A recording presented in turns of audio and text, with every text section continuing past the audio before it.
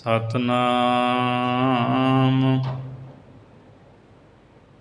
ਸ੍ਰੀ ਵਾਹਿਗੁਰੂ ਸਾਹਿਬ ਜੀ। ਲੱਖ ਲੱਖ ਬ੍ਰਹਮੇ ਵੇਦ ਪੜ੍ਹ, ਇਕਸ ਅੱਖਰ ਭੇਦ ਨ ਜਾਤਾ। ਜੋਗ ਧਿਆਨ ਮਹੇਸ਼ ਲਖ, ਰੂਪ ਨ ਰੇਖ ਨ ਭੇਖ ਪਛਾਤਾ। ਲਖ ਅਵਤਾਰ ਆਕਾਰ ਕਰ, ਤਿਲ ਵਿਚਾਰ ਨਾ ਬਿਸਨ ਪਛਾਤਾ। ਲੱਖ ਲੱਖ ਨੌਤਨ ਨਉ ਲੈ, ਲੱਖ ਲੱਖ ਸੇਖ ਵਿਸੇਖ ਨ ਤਾਤਾ। ਚਿਰ ਜੀਵਨ ਬਹੁ ਹੰਡਣੇ, ਦਰਸ਼ਨ ਪੰਥ ਨ ਸ਼ਬਦ ਸਿੰਜਾਤਾ। ਦਾਤ ਲੁਭਾਏ ਵਿਸਾਰਨ ਦਾਤਾ, ਦਾਤ ਲੁਭਾਏ ਵਿਸਾਰਨ ਦਾਤਾ। ਵਾਹਿਗੁਰੂ ਜੀ ਕਾ ਖਾਲਸਾ, ਵਾਹਿਗੁਰੂ ਜੀ ਕੀ ਫਤਿਹ। ਪਤਿਤ ਪਾਵਨ ਭਗਤ ਵਸ਼ਲ, ਦੀਨਾ ਬੰਧੂ ਜੋਤੀ ਸਵੈ ਰੂਪ, ਚਵਰ ਛਤਰ ਤਖਤ ਦੇ ਮਾਲਕ, ਧੰਨ ਸ੍ਰੀ ਗੁਰੂ ਗ੍ਰੰਥ ਸਾਹਿਬ ਸੱਚੇ ਪਾਤਸ਼ਾਹ ਜੀ ਦੀ ਪਵਿੱਤਰ ਹਜ਼ੂਰੀ ਦੇ ਅੰਦਰ ਹਾਜ਼ਰੀਆਂ ਭਰ ਰਹੀ ਗੁਰੂ ਰੂਪ ਸਾਧ ਸੰਗਤ ਜੀ, ਆਓ ਭਾਈ ਗੁਰਦਾਸ ਸਾਹਿਬ ਜੀ ਦੀਆਂ ਵਾਰਾਂ ਦੀ ਚੱਲ ਰਹੀ ਲੜੀਵਾਰ ਕਥਾ ਵਿਚਾਰ ਦੇ ਨਾਲ ਜੁੜੀਏ। ਆਪ ਜੀ ਨੇ 18ਵੀਂ ਵਾਰ ਦੀ 13ਵੀਂ ਪੌੜੀ ਦਾ ਪਾਠ ਸਰਵਣ ਕੀਤਾ ਹੈ। ਇਸ ਪੌੜੀ ਦੇ ਅੰਦਰ ਭਾਈ ਗੁਰਦਾਸ ਸਾਹਿਬ ਜੀ ਉਪਦੇਸ਼ ਬਖਸ਼ਦੇ ਹਨ। ਅੱਜ ਤੱਕ ਕਿਸੇ ਨੇ ਵੀ ਪ੍ਰਭੂ ਦੇ ਭੇਦ ਨੂੰ ਨਹੀਂ ਪਾਇਆ। ਉਹਦਾ ਕਾਰਨ ਦੱਸਦੇ ਹਨ ਕਿ ਜਿਹੜਾ ਵੀ ਆਇਆ ਉਹ ਦਾਤਾਂ ਦੇ ਵਿੱਚ ਫਸ ਗਿਆ, ਦਾਤਾਂ ਦੇ ਵਿੱਚ ਲੁਭਾਏਮਾਨ ਹੋ ਗਿਆ। ਦਾਤਾਂ ਦੇਣ ਵਾਲਾ ਦਾਤਾ ਪਰਮੇਸ਼ਰ ਉਹਨੂੰ ਭੁਲਾ ਦਿੱਤਾ। ਦਾਤ ਪਿਆਰੀ ਵਿਸਰਿਆ ਦਾਤਾਰਾ, ਦਾਤਾਂ ਨਾਲ ਪਿਆਰ ਪਾ ਲਿਆ, ਦਾਤੇ ਨਾਲ ਪਿਆਰ ਨਹੀਂ ਪਾਇਆ। ਮਾਇਆ ਮੋਹ ਵਿੱਚ ਫਸੇ ਰਹੇ। ਸੋ ਆਓ ਭਾਈ ਸਾਹਿਬ ਜੀ ਇਸ ਪੌੜੀ ਰਾਹੀਂ ਉਪਦੇਸ਼ ਬਖਸ਼ਦੇ ਹਨ। ਲੱਖ ਲੱਖ ਬ੍ਰਹਮੇ ਵੇਦ ਪੜ੍ਹ, ਇਕਸ ਅੱਖਰ ਭੇਦ ਨ ਜਾਤਾ। ਭਾਈ ਗੁਰਦਾਸ ਸਾਹਿਬ ਜੀ ਫਰਮਾਉਂਦੇ ਹਨ, ਲੱਖਾਂ ਬ੍ਰਹਮੇ ਲੱਖਾਂ ਹੀ ਵਾਰ ਵੇਦਾਂ ਨੂੰ ਪੜ੍ਹਦੇ ਹੈ, ਪਰ ਇੱਕ ਅੱਖਰ ਜੋ ਪਰਮੇਸ਼ਰ ਹੈ ਉਹਦੇ ਭੇਦ ਨੂੰ ਨਹੀਂ ਉਹ ਜਾਣ ਸਕੇ। ਇੱਕ ਅੱਖਰ, ਇੱਕ ਅਕਾਲ ਪੁਰਖ, ਅਥਵਾ ਇੱਕ ਜੋ ਪਰਮਾਤਮਾ ਅਖਰ, ਖਰਨ ਤੋਂ ਰਹਿਤ ਹੈ, ਜਿਹੜਾ ਕਦੇ ਨਾਸ਼ ਨਹੀਂ ਹੁੰਦਾ, ਅਬਨਾਸ਼ੀ ਹੈ, ਉਹਦੇ ਭੇਦ ਨੂੰ ਨਹੀਂ ਜਾਣ ਸਕੇ। ਸਨਾਤਨ ਮਤ ਵਾਲੇ ਤਾਂ ਇੱਕ ਬ੍ਰਹਮੇ ਦੀ ਗੱਲ ਕਰਦੇ ਹੈ, ਇੱਕ ਵਿਸ਼ਨੂੰ, ਇੱਕ ਸ਼ਿਵ ਜੀ ਦੀ ਗੱਲ ਕਰਦੇ ਹੈ। ਪਾਤਸ਼ਾਹ ਜੀ ਕਹਿੰਦੇ ਉਹਦੀ ਰਚਨਾ ਦੇ ਵਿੱਚ ਪਤਾ ਨਹੀਂ ਕਿੰਨੇ ਕੁ ਬ੍ਰਹਮੇ, ਕਿੰਨੇ ਵਿਸ਼ਨੂੰ ਅਤੇ ਕਿੰਨੇ ਹੀ ਸ਼ਿਵ ਜੀ ਹਨ। ਕੋਟ ਬ੍ਰਹਮੇ ਜਗ ਸਾਜਣ ਲਾਏ, ਗੁਰਬਾਣੀ ਦਾ ਬਚਨ ਹੈ। ਉੱਥੇ ਤਾਂ ਕਰੋੜਾਂ ਹੀ ਬ੍ਰਹਮੇ ਨੇ ਜਗਤ ਸਾਜਣ ਵਾਸਤੇ ਲਾਏ। ਸੋ ਇਸ ਲਈ ਲੱਖਾਂ ਬ੍ਰਹਮੇ ਲੱਖਾਂ ਵਾਰ ਵੇਦਾਂ ਨੂੰ ਪੜ੍ਹਦੇ ਹੈ, ਪਰ ਉਹਨਾਂ ਨੇ ਇੱਕ ਅੱਖਰ ਅਕਾਲ ਪੁਰਖ ਦੇ ਭੇਦ ਨੂੰ ਨਹੀਂ ਜਾਣਿਆ। जोग ध्यान महेश लख, रूप न रेख न भेख पछाता। ਲੱਖਾਂ ਹੀ ਸ਼ਿਵ ਜੀ ਜੋਗੀਆਂ ਵਾਂਗ ਧਿਆਨ ਲਾਉਂਦੇ ਐ, ਭਾਵ ਪ੍ਰਾਣਾਯਾਮ ਕਰਦੇ ਐ, ਪਰ ਅਕਾਲ ਪੁਰਖ ਦੇ ਰੂਪ ਨੂੰ, ਰੇਖ ਨੂੰ ਤੇ ਭੇਖ ਨੂੰ ਉਹਨਾਂ ਨੇ ਨਹੀਂ ਪਛਾਣਿਆ। ਨਾ ਉਹਦਾ ਰੂਪ ਜਾਣ ਸਕੇ, ਰੇਖ ਜਿਵੇਂ ਹੱਥਾਂ ਦੀਆਂ ਰੇਖਾਂ ਹੁੰਦੀਆਂ ਨਾ, ਲਕੀਰਾਂ, ਨਹੀਂ ਦੱਸ ਸਕੇ, ਔਰ ਉਹਦਾ ਭੇਖ, ਉਹਦਾ ਸਵਰੂਪ ਕੀ ਹੈ, ਇਹਨੂੰ ਨਹੀਂ ਪਛਾਣ ਸਕੇ। ਲੱਖ ਅਵਤਾਰ ਆਕਾਰ ਕਰ, ਤਿਲ ਵਿਚਾਰ ਨਾ ਬਿਸਨ ਪਛਾਤਾ। ਵਿਸ਼ਨੂੰ ਨੇ ਲੱਖਾਂ ਅਵਤਾਰ ਧਾਰਨ ਕੀਤੇ, ਪਰਮਾਤਮਾ ਬੇਅੰਤ ਹੈ, ਉਥੇ ਗਿਣਤੀ ਮਿਣਤੀ ਕੋਈ ਨਹੀਂ। ਉਹ ਤਾਂ 24 ਅਵਤਾਰ ਕਹਿੰਦੇ ਐ। ਭਾਈ ਗੁਰਦਾਸ ਜੀ ਕਹਿੰਦੇ, ਵੇਖੋ ਵਿਸ਼ਨੂੰ ਨੇ ਲੱਖਾਂ ਅਵਤਾਰ ਧਾਰਨ ਕੀਤੇ, ਤਿਲ ਵਿਚਾਰ ਨਾ ਬਿਸਨ ਪਛਾਤਾ, ਪਰ ਤਿਲ ਮਾਤਰ ਵੀ ਵਿਚਾਰ ਪਰਮਾਤਮਾ ਦੀ ਨੂੰ ਉਹ ਪਛਾਣ ਨਹੀਂ ਸਕਿਆ, ਤਿਲ ਮਾਤਰ ਵੀ ਉਹਦਾ ਵਿਚਾਰ ਨਹੀਂ ਲੱਭਿਆ। ਪਰਮਾਤਮਾ ਇੰਨਾ ਵੱਡਾ ਬੇਅੰਤ ਹੈ। ਲੱਖ ਲੱਖ ਨੌ ਤਨ ਨਾਉ ਲੈ, ਲੱਖ ਲੱਖ ਸੇਖ ਵਿਸੇਖ ਨਾ ਤਾਤਾ। ਲੱਖਾਂ ਸ਼ੇਖ ਨਾਗ, ਲੱਖਾਂ ਹੀ ਸ਼ੇਸ਼ ਨਾਗ, ਨਿਤ ਲੱਖਾਂ ਹੀ ਨਵੇਂ ਪਰਮਾਤਮਾ ਦੇ ਨਾਮ ਲੈਂਦੇ ਐ, ਪਰ ਪਰਮਾਤਮਾ ਦੀ ਵਿਸ਼ੇਸ਼ਤਾਈ ਦੇ ਸਾਰ ਨੂੰ ਨਹੀਂ ਉਹ ਜਾਣ ਸਕੇ। ਤਾਤਾ ਤੋਂ ਭਾਵ ਤਤ ਸਾਰ, ਉਹਦੀ ਵਿਸ਼ੇਸ਼ਤਾ ਦਾ ਤਤ ਸਾਰ ਲੱਖਾਂ ਵਾਰ ਨਾਂ ਲੈ ਕੇ ਵੀ ਨਹੀਂ ਜਾਣ ਸਕੇ। ਚਿਰ ਜੀਵਨ ਬਹੁ ਹੰਡਣੇ, ਦਰਸ਼ਨ ਪੰਥ ਨ ਸ਼ਬਦ ਸਿਆਤਾ। ਇੱਥੇ ਸ਼ਬਦ ਦਾ ਅਰਥ ਹੈ ਬ੍ਰਹਮ। ਭਾਈ ਸਾਹਿਬ ਜੀ ਕਹਿੰਦੇ, ਜਿਹੜੇ ਚਿਰ ਜੀਵਨ, ਚਿਰ ਜੀਵਨ ਦਾ ਮਤਲਬ ਜਿਹੜੇ ਲੰਮਾ ਚਿਰ ਜਿਉਣ ਵਾਲੇ, ਲੰਮੀਆਂ ਉਮਰਾਂ ਵਾਲੇ। ਬਹੁ ਹੰਡਣੇ, ਜਿਨ੍ਹਾਂ ਨੇ ਬੜੀ ਲੰਮੀ ਲੰਮੀ ਉਮਰ ਹੰਢਾਈ ਹੈ, ਐਸੇ ਬਹੁਤੀਆਂ ਲੰਮੀਆਂ ਉਮਰਾਂ ਵਾਲੇ। ਅਤੇ ਦਰਸ਼ਨ, ਜਿਹੜੇ 6 ਦਰਸ਼ਨ ਵਾਲੇ, 6 ਮੱਤ ਵਾਲੇ, 12 ਪੰਥ ਵਾਲੇ ਜੋਗੀ, ਇਹਨਾਂ ਨੇ ਬ੍ਰਹਮ ਨੂੰ ਨਹੀਂ ਸਿਆਣਿਆ, ਬ੍ਰਹਮ ਨੂੰ ਨਹੀਂ ਪਛਾਣਿਆ। 12 ਪੰਥਾਂ 'ਤੇ ਚੱਲਦੇ ਰਹੇ, 6 ਮੱਤਾਂ ਵਾਲੇ, ਉਹਨਾਂ ਆਪੋ ਆਪਣੇ ਮੱਤਾਂ 'ਤੇ ਚੱਲਦੇ ਰਹੇ। ਲੰਮੀਆਂ ਉਮਰਾਂ ਵਾਲੇ ਕੋਈ ਜੋਗੀ ਬਣ ਕੇ ਸਮਾਧੀ ਲਾਉਂਦਾ ਰਿਹਾ, ਲੰਮਾ ਸਮਾਂ ਸਮਾਧੀ ਵਿੱਚ ਸਥਿਤ ਰਿਹਾ, ਪਰ ਬ੍ਰਹਮ ਨੂੰ ਨਹੀਂ ਉਹ ਪਛਾਣ ਸਕੇ, ਪਰਮੇਸ਼ਰ ਨੂੰ ਨਹੀਂ ਪਛਾਣ ਸਕੇ। ਦਾਤ ਲੁਭਾਏ ਵਿਸਾਰਨ ਦਾਤਾ, ਕਿਉਂਕਿ ਦਾਤ ਦੇ ਵਿੱਚ ਲੁਭਾਏਮਾਨ ਹੋ ਗਏ। ਦਾਤ ਜਿਹੜੀ ਮਾਇਆ, ਕੋਈ ਵੀ ਵਸਤੂ ਹੈ ਉਹ ਮਾਇਆ ਹੀ। ਜਿਹੜੀਆਂ ਦਾਤਾਂ ਦਿੱਤੀਆਂ ਨਾ ਪਰਮਾਤਮਾ ਨੇ, ਉਹਨਾਂ ਦਾਤਾਂ ਵਿੱਚ ਫਸ ਗਏ, ਲੁਭਾਏਮਾਨ ਹੋ ਗਏ। ਵਿਸਾਰਨ ਦਾਤਾ, ਅਤੇ ਦਾਤੇ ਨੂੰ, ਪਰਮਾਤਮਾ ਨੂੰ ਉਹਨਾਂ ਨੇ ਵਿਸਾਰ ਦਿੱਤਾ, ਪਰਮੇਸ਼ਰ ਨੂੰ ਭੁਲਾ ਦਿੱਤਾ।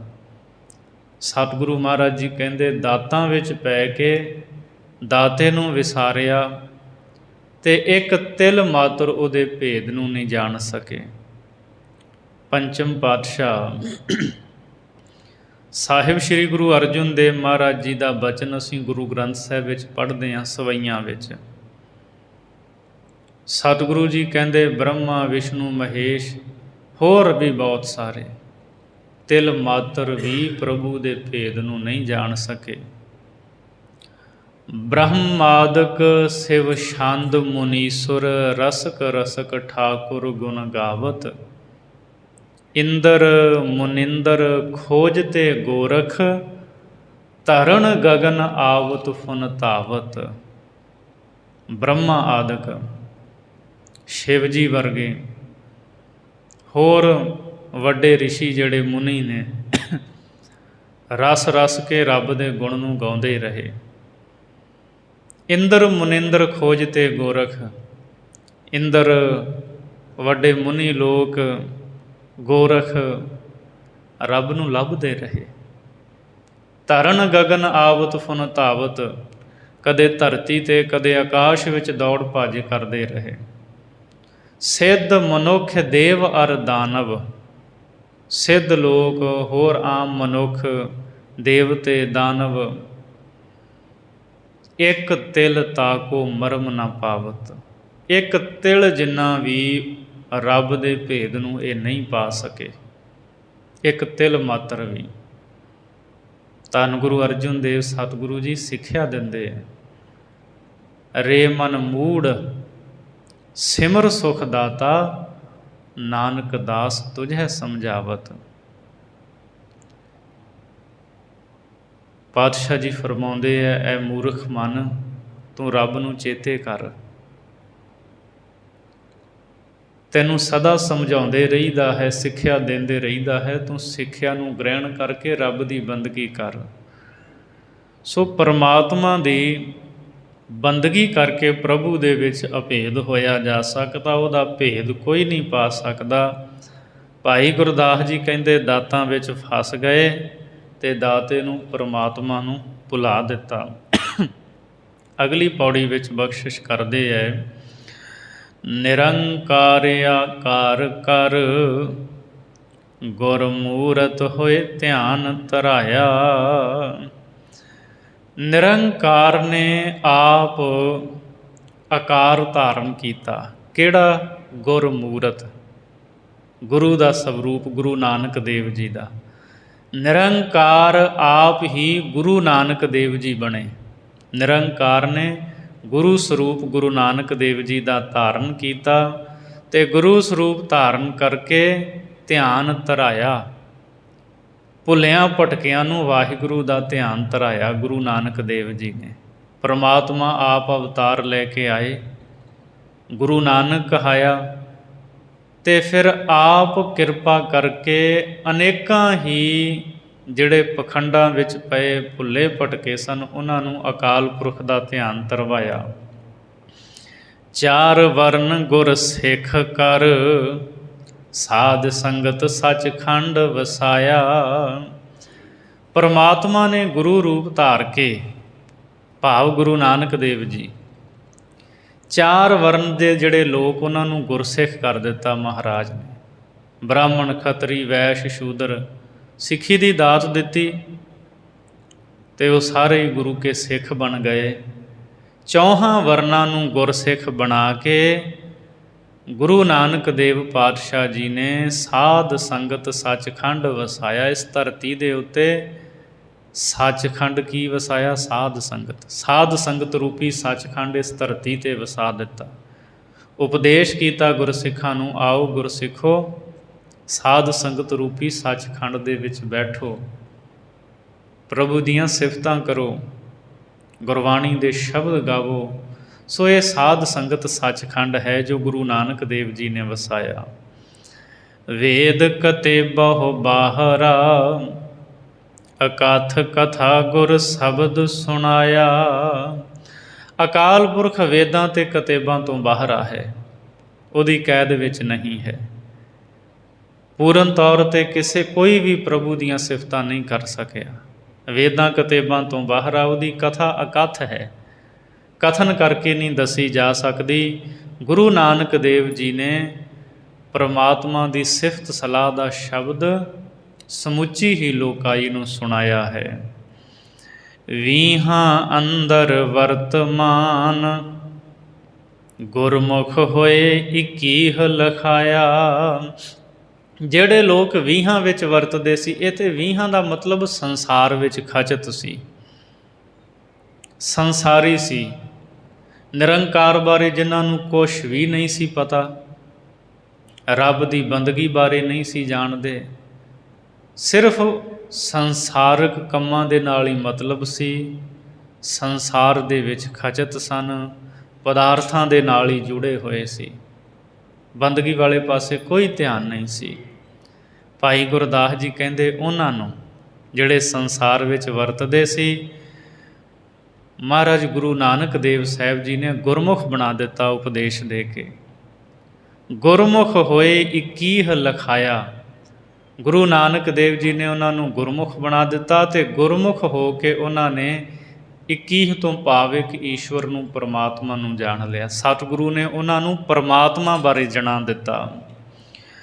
ਮਾਇਆ ਵਿੱਚ ਉਦਾਸ ਕਰ, ਨਾਮਦਾਨ ਇਸਨਾਨ ਦਿੜਾਇਆ। ਫਿਰ ਜਿਨ੍ਹਾਂ ਨੂੰ ਗੁਰਸਿੱਖੀ ਦੀ ਦਾਤ ਬਖਸ਼ੀ ਗੁਰੂ ਨਾਨਕ ਦੇਵ ਸਾਹਿਬ ਨੇ, ਉਹਨਾਂ ਨੂੰ ਮਾਇਆ ਵਿੱਚ ਉਦਾਸ ਉਪਰਾਮ ਕਰ ਦਿੱਤਾ।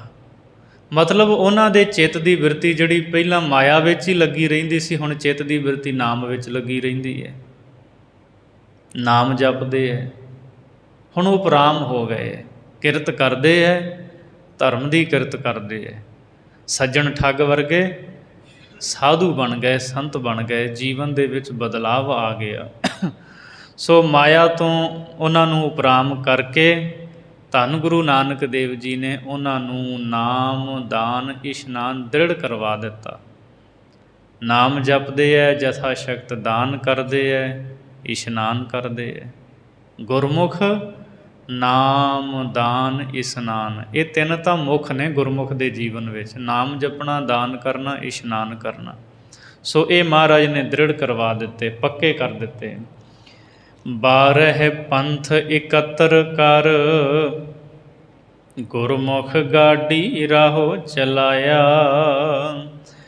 12 ਪੰਥ ਜਿਹੜੇ ਜੋਗੀਆਂ ਦੇ ਸੀ, ਉਹਨਾਂ ਸਾਰਿਆਂ ਨੂੰ ਇੱਕ ਥਾਂ 'ਤੇ ਇਕੱਠੇ ਕਰਕੇ ਮਹਾਰਾਜ ਗੁਰੂ ਨਾਨਕ ਦੇਵ ਜੀ ਨੇ ਗੁਰਮੁਖ ਗਾਡੀ ਰਾਹ ਚਲਾਇਆ। ਗੁਰਮੁਖਾਂ ਦਾ ਜਿਹੜਾ ਗਾਡੀ ਰਾਹ ਸਿੱਧਾ ਪੱਧਰਾ ਰਸਤਾ, ਉਹ ਚਲਾ ਦਿੱਤਾ। ਜੋਗੀ ਲੋਕ ਕਈ ਕਰਮ ਕਾਂਡ ਕਰਦੇ, ਪਿੰਡੇ 'ਤੇ ਸਵਾਹ ਮਲ ਲਈ, ਖਫਣੀ ਪਾ ਲਈ, ਸਿੰਗੀ ਵਜਾਓ, ਡੰਡਾ ਹੱਥ ਵਿੱਚ ਫੜ ਲਓ, ਮੰਗਣ ਤੁਰ ਜਾਓ, ਬਹੁਤ ਕੁਝ ਕਰਦੇ ਸੀ। ਮਹਾਰਾਜ ਨੇ ਸਾਰੇ ਇਕੱਠੇ ਕਰਕੇ ਨਾ ਉਪਦੇਸ਼ ਦਿੱਤਾ। ਸਤਿਗੁਰੂ ਨੇ ਗੁਰਮੁਖ ਗਾਡੀ ਰਾਹ ਚਲਾ ਦਿੱਤਾ। ਗੁਰਮੁਖ ਗਾਡੀ ਰਾਹ ਕਹਿੰਦੇ ਜਿਸ ਰਾਹ 'ਤੇ ਗੱਡੀ ਚੱਲਦੀ ਹੈ, ਸਿੱਧਾ ਪੱਧਰਾ ਰਸਤਾ। ਪਹਿਲੋਂ ਬੈਲ ਗੱਡੀਆਂ ਹੁੰਦੀਆਂ ਸੀ, ਲੱਕੜ ਦੇ ਪਹੀਏ ਹੁੰਦੇ ਸੀ। ਉਹ ਸਿੱਧਰੇ ਪੱਧਰੇ ਰਾਹ 'ਤੇ ਚੱਲਣੀ ਹੈ ਨਾ। ਜਿੱਥੇ ਪਹਾੜੀ ਰਸਤਾ, ਉੱਚੀਆਂ ਨੀਵੀਆਂ ਖੱਡਾਂ, ਉੱਥੇ ਗੱਡੀ ਨਹੀਂ ਚੱਲ ਸਕਦੀ। ਜਿਹੜਾ ਪ੍ਰੇਮਾ ਭਗਤੀ ਕਰਨੀ ਆ ਨਾ, ਨਾਮ ਜਪਣਾ, ਸਤ ਸੰਗਤ ਕਰਨੀ, ਸੇਵਾ ਕਰਨੀ, ਇਹ ਸਿੱਧਾ ਪੱਧਰਾ ਰਸਤਾ ਮਹਾਰਾਜ ਨੇ ਦੱਸਿਆ। ਕਿਤੇ ਮਹਾਰਾਜ ਨੇ ਇਹ ਨਹੀਂ ਕਿਹਾ ਵੀ ਪੁੱਠੇ ਲਮਕ ਜਾਓ ਦਰਖਤਾਂ ਦੇ ਨਾਲ, ਪੁੱਠੇ ਲਮਕ ਕੇ ਰੱਬ ਨੂੰ ਚੇਤੇ ਕਰੋ, ਇੱਦਾਂ ਰੱਬ ਜ਼ਿਆਦਾ ਖੁਸ਼ ਹੁੰਦਾ। ਸਿਆਲਾਂ ਵਿੱਚ ਪਾਣੀ 'ਚ ਖੜ੍ਹ ਕੇ ਉੱਥੇ ਰੱਬ ਨੂੰ ਚੇਤੇ ਕਰੋ, ਇੱਦਾਂ ਦੀ ਗੱਲ ਤਾਂ ਹੈ। ਜਿਹੜਾ ਟੇਢਾ ਮੇਢਾ ਉੱਚਾ ਨੀਵਾਂ ਰਾਹ ਸੀ ਨਾ, ਉਹਦੇ ਤੋਂ ਤਾਂ ਖਹਿੜਾ ਛਡਵਾ ਦਿੱਤਾ ਸਤਿਗੁਰੂ ਨੇ। ਸੋ ਮਹਾਰਾਜ ਨੇ ਗੁਰਮੁਖ ਗਾਡੀ ਰਾਹ ਚਲਾਇਆ ਅਤੇ ਇਸ ਰਾਹ ਦੇ ਉੱਤੇ ਚੱਲਣ ਦਾ ਉਪਦੇਸ਼ ਦਿੱਤਾ ਹੈ। 12 ਮਹਿ ਰਾਵਲ ਖਪ ਜਾਵਹਿ, ਚਹੋ 6 ਮਹਿ ਸੰਨਿਆਸੀ। ਜਿਹੜੇ ਜੋਗੀ ਸਨ, ਉਹ 12 ਰਾਹਾਂ, ਜਿਹੜੇ 12 ਪੰਥ, ਉਹਨਾਂ ਦੇ ਵਿੱਚ ਖਪ ਜਾਂਦੇ ਸੀ, ਕਰਮ ਕਾਂਡ ਕਰਦੇ। ਔਰ ਇਸੇ ਤਰ੍ਹਾਂ ਚਹੋ 6 ਮਹਿ ਸੰਨਿਆਸੀ, ਜਿਹੜੇ ਸੰਨਿਆਸੀ ਸੀ ਉਹਨਾਂ ਦੇ 10 ਸੀ, ਉਹ ਉਹਨਾਂ ਵੱਖ-ਵੱਖ 10 ਮੱਤਾਂ ਦੇ ਵਿੱਚ ਪੈ ਕੇ ਖਪ ਜਾਂਦੇ ਸੀ। ਸੋ ਗੁਰਮੁਖ ਗਾਡੀ ਰਾਹ ਦੇ ਵਿੱਚ ਮਹਾਰਾਜ ਨੇ ਚੱਲਣ ਦਾ ਉਪਦੇਸ਼ ਦਿੱਤਾ ਹੈ। ਪਤ ਪੌੜੀ ਚੜ੍ਹ ਨਿਜ ਘਰ ਆਇਆ।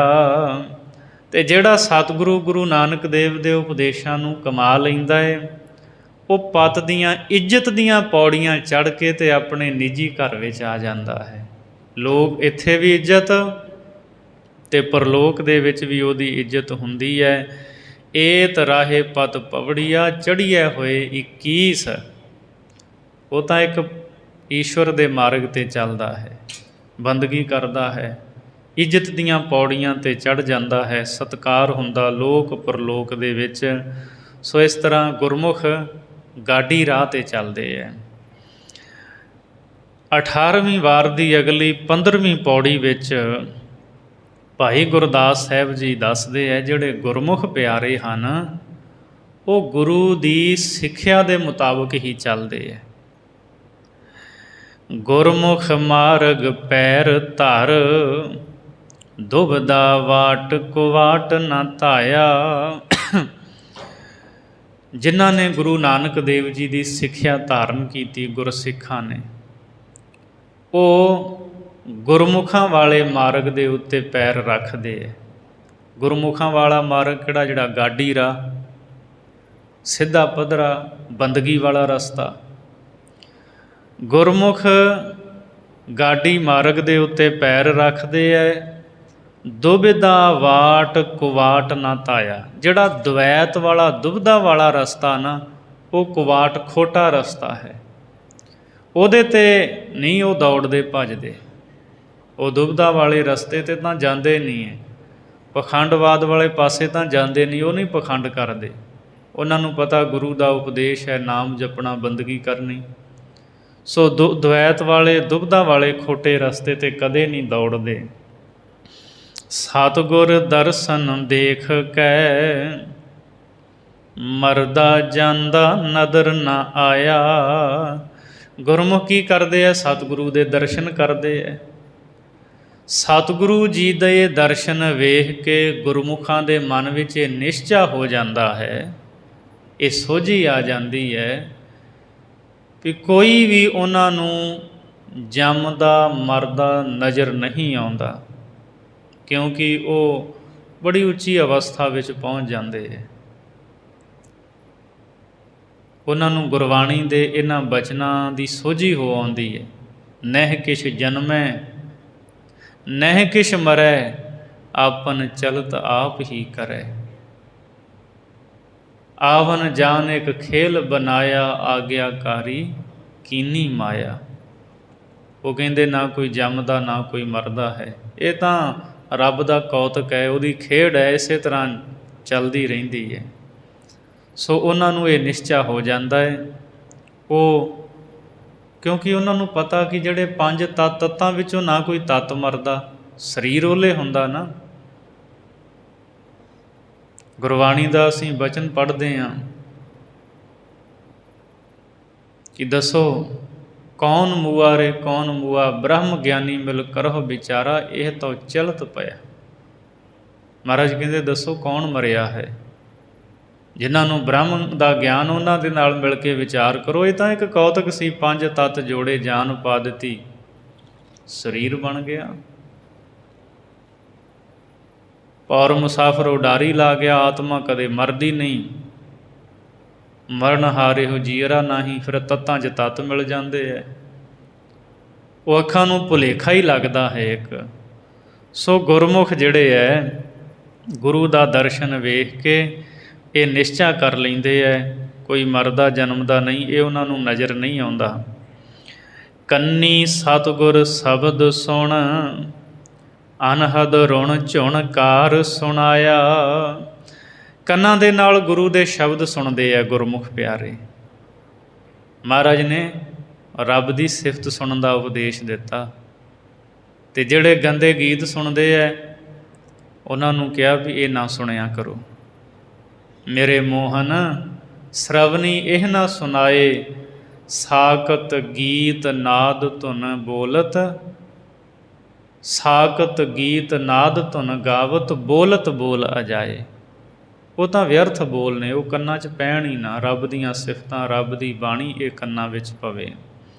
ਸੋ ਗੁਰਮੁਖ ਪਿਆਰੇ ਕੰਨਾਂ ਦੇ ਨਾਲ ਸਤਿਗੁਰੂ ਦਾ ਸ਼ਬਦ ਸੁਣ ਕੇ ਇੱਕ ਰਸ ਅਨਹਦ ਸ਼ਬਦ ਦੀ ਧੁਨੀ, ਉਹਨੂੰ ਉਹ ਸੁਣਦੇ ਹੈ। ਗੁਰੂ ਉਹਨਾਂ 'ਤੇ ਕਿਰਪਾ ਕਰ ਦਿੰਦਾ ਹੈ, ਉਹਨਾਂ ਨੂੰ ਇੱਕ ਰਸ ਜੋ ਅਨਹਦ ਸ਼ਬਦ ਹੈ ਉਹ ਸੁਣਾਈ ਦਿੰਦਾ ਹੈ। ਸਤਿਗੁਰ ਸਰਣੀ ਆਏ ਕੈ, ਨਿਹਚਲ ਸਾਧੂ ਸੰਗ ਮਿਲਾਇਆ। ਗੁਰਮੁਖ ਪਿਆਰੇ ਸਤਿਗੁਰੂ ਦੀ ਸ਼ਰਨ ਆਉਂਦੇ ਹੈ ਅਤੇ ਸਾਧੂਆਂ ਦੀ ਸੰਗਤ ਕਰਦੇ ਹੈ। ਸਾਧੂਆਂ ਦੀ ਸੰਗਤ ਵਿੱਚ ਫਿਰ ਅਚਲ ਹੋ ਕੇ ਮਿਲੇ ਰਹਿੰਦੇ ਹੈ, ਕਦੇ ਡੋਲਦੇ ਨਹੀਂ। ਅਤੇ ਸਾਧੂਆਂ ਦੀ ਸੰਗਤ ਪਾਰ ਉਤਾਰਾ ਕਰ ਦਿੰਦੀ ਹੈ, ਜੀਵਨ ਸਵਾਰ ਦਿੰਦੀ ਹੈ। ਤਾਂ ਹੀ ਮਹਾਰਾਜ ਜੀ ਕਹਿੰਦੇ ਆ, ਰੱਬ ਦੇ ਪਿਆਰੇ ਸੱਚੇ ਉਹਨਾਂ ਦੇ ਨਾਲ ਪ੍ਰੀਤ ਜੋੜ ਲੈ। ਨਾਨਕ ਕੱਚੜਿਆਂ ਸਿਉ ਤੋੜ ਢੂੰਡ, ਸੱਜਣ ਸੰਤ ਪੱਕਿਆ। ਓਏ ਜੀਵਨ ਦੇ ਵਿਛੜ ਹੈ, ਓਏ ਮਿਆ ਨਾ ਜਾਹੀ ਛੋੜ। ਉਹ ਤਾਂ ਮਰਨ ਤੋਂ ਬਾਅਦ ਵੀ ਨਹੀਂ ਛੱਡਦੇ, ਐਸੇ ਸੱਚੇ ਸਾਥੀ ਹੁੰਦੇ ਆ ਰੱਬ ਦੇ ਪਿਆਰੇ। ਸੋ ਸਾਧੂ ਜਨਾਂ ਦੇ ਵਿੱਚ ਮਿਲ ਕੇ ਅਟਲ ਭਾਵ ਨਿਹਚਲ ਹੋਏ ਰਹਿੰਦੇ ਐ ਸਦਾ। ਚਰਨ ਕਵਲ ਮਕਰੰਦ ਰਸ ਸੁਖ ਸੰਪਟ ਵਿੱਚ ਸਹਿਜ ਸਮਾਇਆ। ਸਤਿਗੁਰੂ ਜੀ ਦੇ ਚਰਨਾਂ ਕਮਲਾਂ ਦੇ ਮਕਰੰਦ ਰਸ ਨੂੰ ਸੁੱਖਾਂ ਦਾ ਡੱਬਾ ਸਮਝ ਕੇ ਉਹਦੇ ਵਿੱਚ ਭੌਰੇ ਵਾਂਗ ਸਮਾਏ ਰਹਿੰਦੇ ਹੈ। ਜਿਵੇਂ ਭੌਰਾ ਕਵਲ ਫੁੱਲ ਦੇ ਮਕਰੰਦ ਰਸ ਨੂੰ ਆ ਕੇ ਪ੍ਰਾਪਤ ਕਰਦਾ ਅਤੇ ਉਹ ਫੁੱਲ ਦੇ ਵਿੱਚ ਸਮਾ ਜਾਂਦਾ, ਬੰਦ ਹੋ ਜਾਂਦਾ। ਇਸੇ ਤਰ੍ਹਾਂ ਜਿਹੜੇ ਗੁਰਮੁਖ ਪਿਆਰੇ ਆ ਨਾ, ਉਹ ਆਪਣੇ ਆਪ ਨੂੰ ਭੌਰਾ ਜਾਣ ਕੇ ਗੁਰੂ ਚਰਨਾਂ ਦੇ ਮਕਰੰਦ ਰਸ ਦੇ ਡੱਬੇ ਦੇ ਵਿੱਚ ਸਮਾ ਜਾਂਦੇ ਹੈ, ਸਹਿਜ ਸੁੱਖ ਵਿੱਚ ਲੀਨ ਹੋ ਜਾਂਦੇ ਹੈ, ਅਡੋਲ ਅਵਸਥਾ ਵਿੱਚ ਸਮਾਏ ਰਹਿੰਦੇ ਹੈ। ਪਿਰਮ ਪਿਆਲਾ ਅਪਿਓ ਪੀ ਆਇਆ। ਪ੍ਰੇਮ ਰੂਪੀ ਅੰਮ੍ਰਿਤ ਦੇ ਪਿਆਲੇ ਨੂੰ ਪੀ ਕੇ ਉਹ ਸਦਾ ਹੀ ਮਸਤ ਰਹਿੰਦੇ ਹੈ। ਅਤੇ ਇਹ ਪ੍ਰੇਮ ਪਿਆਲਾ ਜਿਹੜਾ ਅੰਮ੍ਰਿਤ ਪਿਆਲਾ ਗੁਰੂ ਉਹਨਾਂ ਨੂੰ ਪਿਆਉਂਦਾ ਹੈ। ਪ੍ਰੇਮ ਪਿਆਲਾ ਅਪਿਓ ਪੀ ਆਇਆ। ਪ੍ਰੇਮ ਦਾ ਅੰਮ੍ਰਿਤ ਪਿਆਲਾ ਸਤਿਗੁਰੂ ਨੇ ਗੁਰਸਿੱਖਾਂ ਨੂੰ ਪਿਲਾਇਆ ਹੈ ਅਤੇ ਇਸ ਪ੍ਰੇਮ ਪਿਆਲੇ ਨੂੰ ਪੀ ਕਰਕੇ ਮਸਤ ਹੋ ਜਾਂਦੇ ਹੈ। ਐਸੀ ਮਸਤੀ ਫਿਰ ਭਾਵੇਂ ਸਰੀਰ ਦੇ ਟੁਕੜੇ ਕਰ ਦਿੱਤੇ ਜਾਣ, ਪਰਮੇਸ਼ਰ ਨਾਲ ਜੋ ਪਿਆਰ ਹੈ, ਗੁਰੂ ਨਾਲ ਜੋ ਪ੍ਰੀਤ ਹੈ, ਉਹ ਕਦੇ ਵੀ ਘਟਦੀ ਨਹੀਂ। ਜਿਨ੍ਹਾਂ ਨੇ ਪ੍ਰੇਮ ਪਿਆਲੇ ਪੀਤੇ, ਅੰਮ੍ਰਿਤ ਦੇ ਪਿਆਲੇ ਪੀਤੇ, ਉਹਨਾਂ ਅੰਮ੍ਰਿਤ ਪਿਆਲਿਆਂ ਨੂੰ ਪੀਣ ਵਾਲਿਆਂ ਦੇ ਵਿੱਚੋਂ ਇੱਕ ਮਹਾਨ ਗੁਰੂ ਕੇ ਸਿੱਖ ਭਾਈ ਸਾਹਿਬ ਭਾਈ ਮਨੀ ਸਿੰਘ ਸਾਹਿਬ ਜੀ, ਜਿਨ੍ਹਾਂ ਦਾ ਬੰਦ ਕੱਟ ਕੇ ਸ਼ਹੀਦ ਕੀਤਾ ਗਿਆ। ਅੱਜ ਭਾਈ ਮਨੀ ਸਿੰਘ ਸਾਹਿਬ ਜੀ ਦਾ ਸ਼ਹਾਦਤ ਵਾਲਾ ਦਿਨ ਹੈ। ਗੁਰੂ ਨਾਨਕ ਦੇ ਘਰ ਦੇ ਵਿੱਚ ਬਹੁਤ ਵੱਡੇ ਵਿਦਵਾਨ ਅਤੇ ਭਾਈ ਮਨੀ ਸਿੰਘ ਜੀ ਬਹੁਤ ਜ਼ਿਆਦਾ ਸਤਿਕਾਰੇ ਗਏ ਹੈ। ਜਦੋਂ ਭਾਈ ਮਨੀ ਸਿੰਘ ਸਾਹਿਬ ਜੀ ਦਾ ਆਪਾਂ ਜੀਵਨ ਪੜ੍ਹਦੇ ਹਾਂ, ਭਾਈ ਮਨੀ ਸਿੰਘ ਜੀ ਦਾ ਜਨਮ 1644 ਈਸਵੀ ਨੂੰ ਅਲੀਪੁਰ ਦੇ ਵਿੱਚ, ਜੋ ਪੱਛਮੀ ਪਾਕਿਸਤਾਨ ਵਿੱਚ ਪੈਂਦਾ ਹੈ, ਮੁਜ਼ੱਫਰਗੜ੍ਹ ਨੇੜੇ, ਇਸ ਅਲੀਪੁਰ ਨਗਰ ਦੇ ਵਿੱਚ ਭਾਈ ਮਾਈ ਦਾਸ ਦੇ ਘਰ ਦੇ ਵਿੱਚ ਮਾਤਾ ਮਦਰੀ ਬਾਈ ਦੀ ਕੁੱਖੋਂ ਹੋਇਆ। ਭਾਈ ਮਨੀ ਸਿੰਘ ਸਾਹਿਬ ਹੁਣੀ 12 ਭਰਾ ਸਨ। 12 ਭਰਾਵਾਂ ਦੇ ਵਿੱਚੋਂ 11 ਭਰਾਵਾਂ ਨੇ ਸ਼ਹਾਦਤ ਦਾ ਜਾਮ ਪੀਤਾ ਹੈ। ਇੱਕ ਸਨ ਭਾਈ ਅਮਰਚੰਦ ਜੀ, ਉਹ ਛੋਟੀ ਉਮਰ ਦੇ ਵਿੱਚ ਅਕਾਲ ਚਲਾਣਾ ਕਰ ਗਏ ਸੀ 12 ਦੇ ਵਿੱਚੋਂ। ਬਾਕੀ ਦੇ 11 ਭਰਾਵਾਂ ਨੇ ਸ਼ਹਾਦਤ ਪ੍ਰਾਪਤ ਕੀਤੀ। ਭਾਈ ਮਨੀ ਸਿੰਘ ਸਾਹਿਬ ਜੀ ਦੇ 10 ਪੁੱਤਰ ਅਤੇ 10 ਪੁੱਤਰਾਂ ਦੇ ਵਿੱਚੋਂ 7 ਪੁੱਤਰਾਂ ਨੇ ਸ਼ਹਾਦਤ ਦਾ ਜਾਮ ਪੀਤਾ।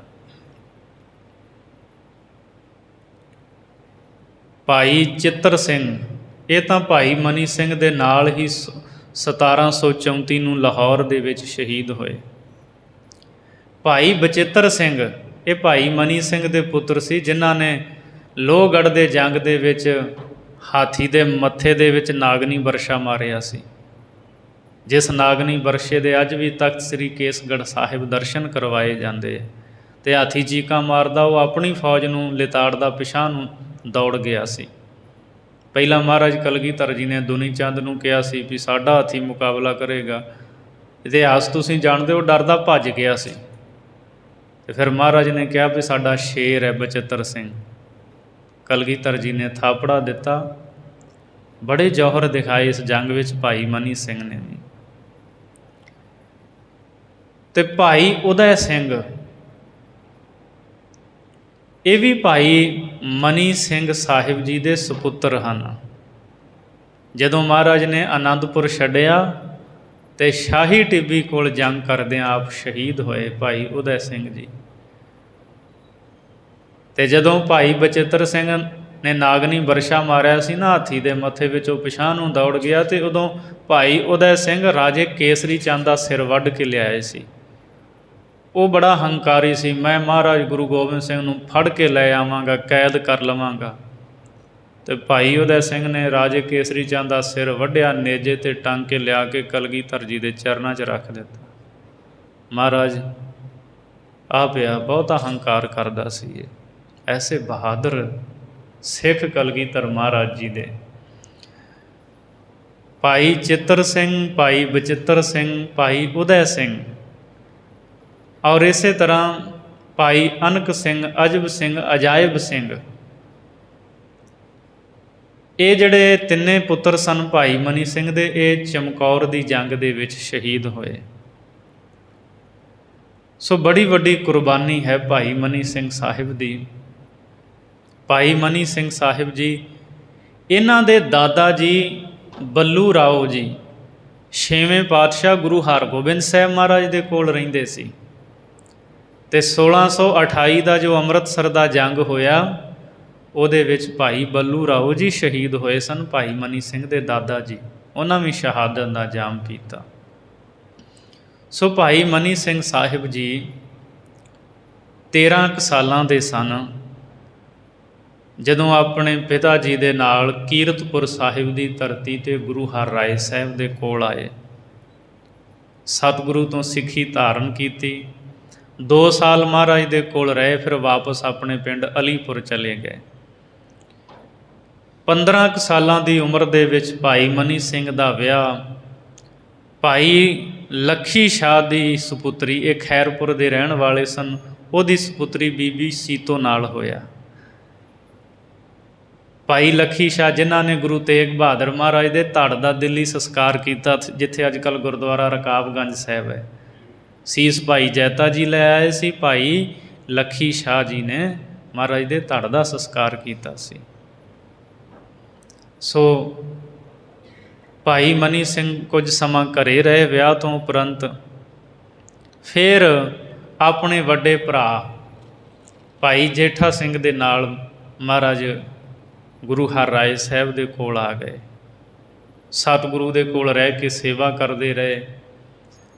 ਸਮਾਂ ਆਇਆ 8ਵੇਂ ਪਾਤਸ਼ਾਹ ਦਾ, 8ਵੇਂ ਪਾਤਸ਼ਾਹ ਦੇ ਕੋਲ ਰਹਿ ਕੇ ਸੇਵਾ ਕੀਤੀ ਭਾਈ ਮਨੀ ਸਿੰਘ ਨੇ। ਜਦੋਂ 8ਵੇਂ ਪਾਤਸ਼ਾਹ ਦਿੱਲੀ ਸਤਿਗੁਰੂ ਜੋਤੀ ਜੋਤ ਸਮਾਏ ਹੈ, ਤਾਂ ਫਿਰ ਭਾਈ ਮਨੀ ਸਿੰਘ ਜੀ ਮਾਤਾ ਜੀ ਦੇ ਨਾਲ ਇੱਥੇ ਬਕਾਲੇ ਦੀ ਧਰਤੀ 'ਤੇ 9ਵੇਂ ਪਾਤਸ਼ਾਹ ਦੇ ਕੋਲ ਆਏ ਸਨ। ਫਿਰ ਅਲੀਪੁਰ ਚਲੇ ਗਏ ਕੁਝ ਸਮੇਂ ਲਈ ਆਪਣੇ ਨਗਰ। 9ਵੇਂ ਪਾਤਸ਼ਾਹ ਦੇ ਹਜ਼ੂਰ ਰਹਿ ਕੇ ਵੀ ਸੇਵਾ ਕੀਤੀ। ਸਮਾਂ ਆਇਆ ਧੰਨ ਗੁਰੂ ਗੋਬਿੰਦ ਸਿੰਘ ਸਾਹਿਬ ਕਲਗੀਧਰ ਪਾਤਸ਼ਾਹ ਜੀ ਦਾ। ਭਾਈ ਮਨੀ ਸਿੰਘ ਸਤਿਗੁਰੂ ਦੇ ਕੋਲ ਰਹਿ ਕੇ, ਗੁਰੂ ਗੋਬਿੰਦ ਸਿੰਘ ਜੀ ਦੇ ਕੋਲ ਰਹਿ ਕੇ ਸੇਵਾ ਕਰਿਆ ਕਰਦੇ ਸਨ। ਤੇ ਜਦੋਂ ਮਹਾਰਾਜ ਗੁਰੂ ਗੋਬਿੰਦ ਸਿੰਘ ਸਾਹਿਬ ਜੀ ਨੂੰ ਨਾਹਨ ਦੇ ਰਿਆਸਤ ਦੇ ਰਾਜੇ ਮੇਦਨੀ ਪ੍ਰਕਾਸ਼ ਨੇ ਸੱਦਾ ਦਿੱਤਾ ਆਪਣੀ ਰਿਆਸਤ ਵਿੱਚ, ਉਦੋਂ ਭਾਈ ਮਨੀ ਸਿੰਘ ਵੀ ਸਿੰਘਾਂ ਦੇ ਨਾਲ ਹੀ ਸਤਿਗੁਰੂ ਦੇ ਨਾਲ ਆਏ ਸਨ। ਪਾਉਂਟਾ ਸਾਹਿਬ ਰਹੇ।